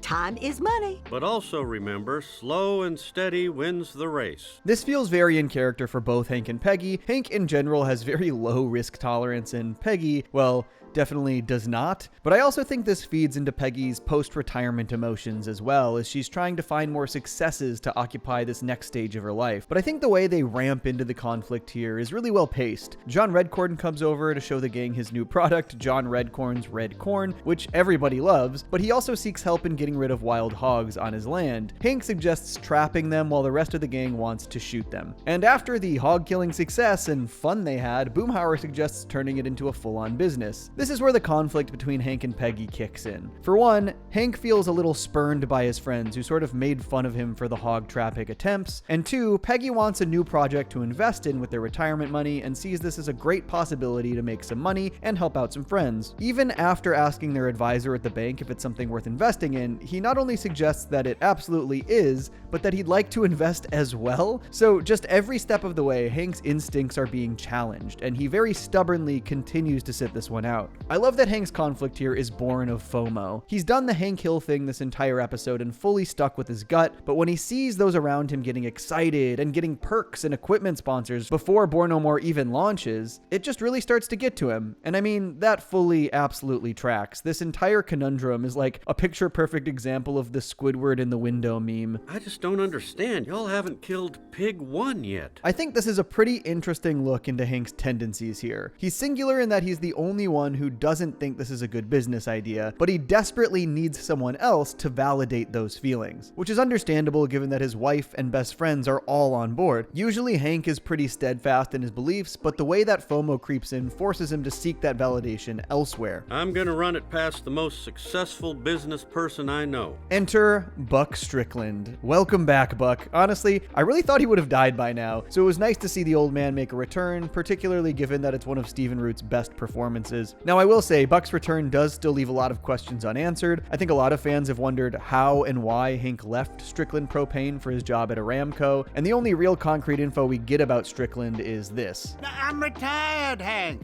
I got nothing but time now. I definitely wonder if we'll get explicit explanations for how and why his time at Strickland came to an end, but I feel like a relatively fair assumption is just that Buck decided to retire and close down Strickland Propane in the process. Maybe there's more to it, maybe we'll get some flashbacks and see the actual scenario that led to Hank moving to Saudi Arabia, but my gut tells me that if Strickland was still an option, Hank would never have left, and then that the possibility of earning their retirement nest egg made sense for them to go to the Aramco base after Strickland closed down, which honestly is a very good thing because Hank deserved better treatment from Buck, and honestly he still does. How much is the buy-in?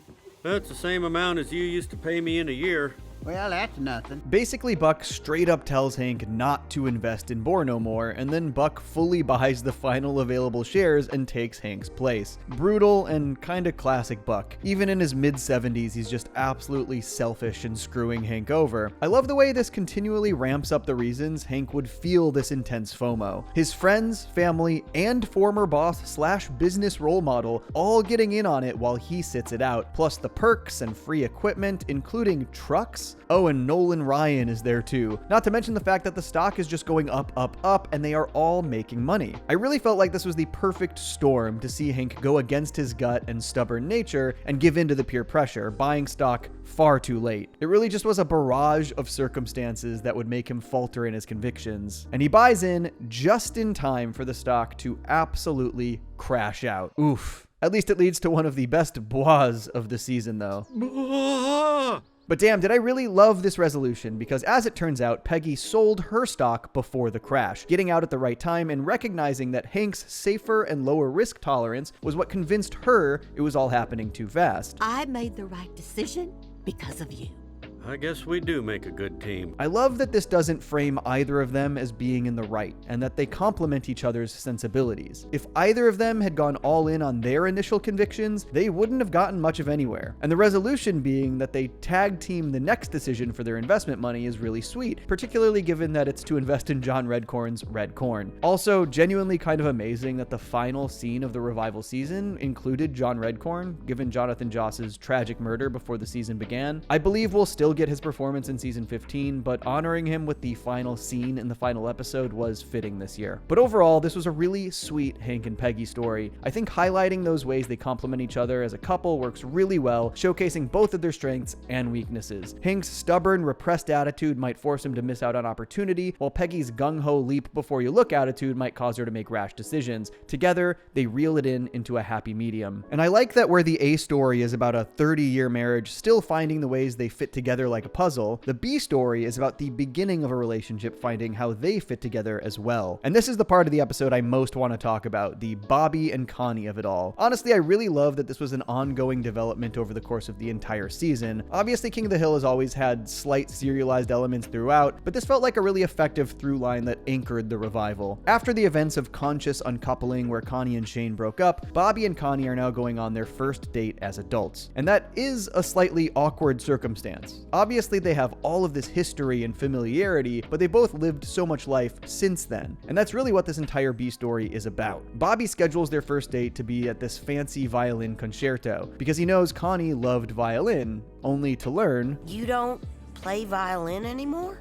I don't. This was such a smart way to approach Bobby and Connie's attempts to date again, such a natural conflict for them to work through together. In a lot of ways, Connie and Bobby picked up right where they left off because they still have natural chemistry, but they have so much to learn about how they've grown over the years and how their lives have changed. They sort of both realized that they've got a workaholic tendency going on, so there's a little bit of commonality there. For Connie, it's pulling all-nighters for school. For Bobby, it's because he's basically solo running Robota Chain and has to stay up late doing a lot of the grunt work, which pretty comically leads to them both falling asleep during this ultra-long concerto, a funny, blunderous first date. Honestly though, despite this being sort of a bad date, it's an adorable story. If they do end up together long-term, it's a great first date story to tell. But they both recognize that this was sort of a dud and try to approach the second date differently. We just need to figure out a good us date, you know? I like this idea too because it's once again a supernatural mistake for them to make. They're chasing the relationship they used to have instead of learning what they're meant to be now and moving forward. Connie chooses a trampoline park, seemingly because it reminded her of when Bill had the Christmas-themed bounce house in season 5's 'Twas the Nut Before Christmas. Crazy title, by the way. But that was also the episode where they both got drunk for the first time, so there's some mixed feelings there. Remember the creepy guy who sold us beer? And I remember throwing up. Though I will say, with that episode being referenced, given where we're at right now in the show, this is sort of a cute line to look back on. Just think, Connie girl, when we're grown-ups and marrieds, we'll get to do this every night. Connie pretty quickly dislocates her shoulder and they have to go to the hospital, and I love that this still shows that Bobby is very proactive and helpful in this situation, knowing Connie's allergies, blood type, and immediately having that info for the doctors. It proves he'd be a caring and thoughtful boyfriend, but this is also where Bobby starts to realize that they really still might be living in the past in terms of what they know about each other. What if all our connections now are just memories of the connection we had when we were younger? Honestly, I'm so grateful that the show didn't put Connie and Bobby together immediately when the revival began, and also that they didn't make this a particularly simple reunion. It's nice to know that they're essentially going to be learning about the adult versions of each other as they continue to date, and aren't just some meant-to-be couple because they dated when they were kids, which does kind of seem like what a lot of the fandom wanted, which bothers me a bit considering King of the Hill's dedication to realistic character dynamics and relationships. But this final sequence is sweet despite Connie being hilariously drugged up, but her lack of inhibitions cause her to blurt out this incredibly honest admiration she has about Bobby as an adult. You're the bravest person I know because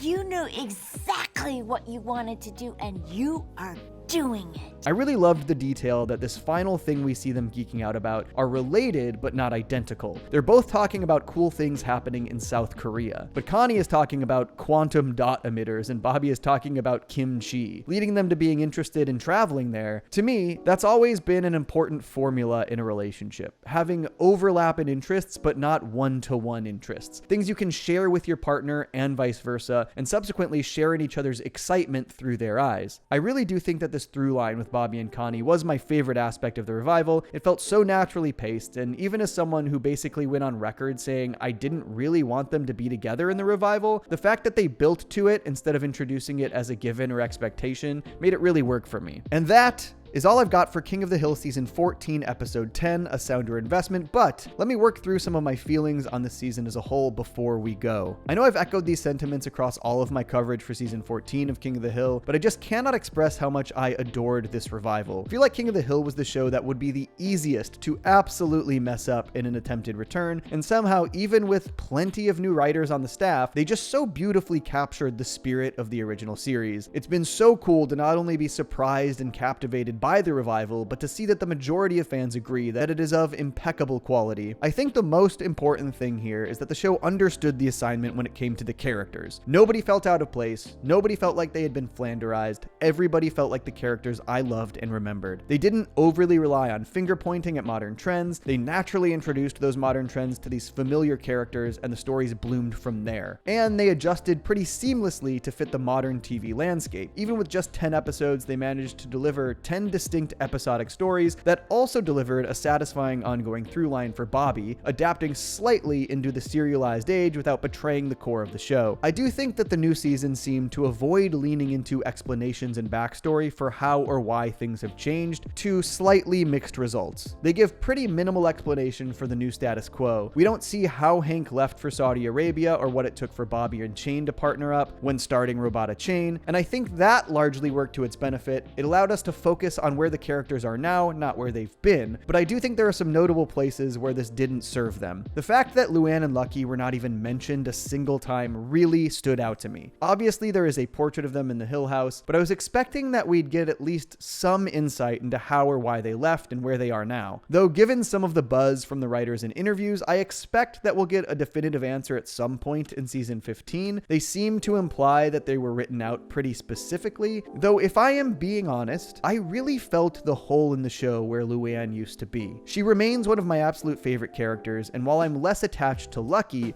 I really missed Luann in Season 14. And though I do fully understand the inclination to retire the characters in honor of Brittany Murphy and Tom Petty, given that the show has now recast so many of its characters and might need to recast John Redcorn for a second time, I think I'd almost prefer if they just recast Luann. It hurts me a little bit to say because Brittany Murphy was and is a legend in this role, but I just really love to see how Luann has grown, where she and Lucky are, how Gracie has been raised, what their relationship to Hank, Peggy, and Bobby is at this point in their lives. I think those things are worth a little bit more to me at this point than hanging the characters' jerseys in the rafters. At the very least, I hope we maybe get Gracie in for an episode in Season 15. It would be at least a serviceable way to get a window into Luann and Lucky's lives post-finale. But with how strong these episodes are, I honestly have no problem saying that I'd love to see this series continue as long as they want to write it. And with how successful it was, it's hard to imagine that won't happen. It was just an unequivocal smash success both critically and especially in ratings. As of writing this, we have no confirmation that the show has been renewed beyond next year's 10 episodes, but I would be absolutely shocked if it didn't happen. Genuinely flabbergasted. And that's it. So folks, thank you so much for sticking with me covering the newest season of King of the Hill, even though it took me forever to get these last 2 breakdowns done. But what a great season it was. If you enjoyed them, please stay tuned. I will be covering classic King of the Hill episodes periodically, and of course I'm going to dive headfirst into Season 15 the moment it's available next summer. Thank you for watching,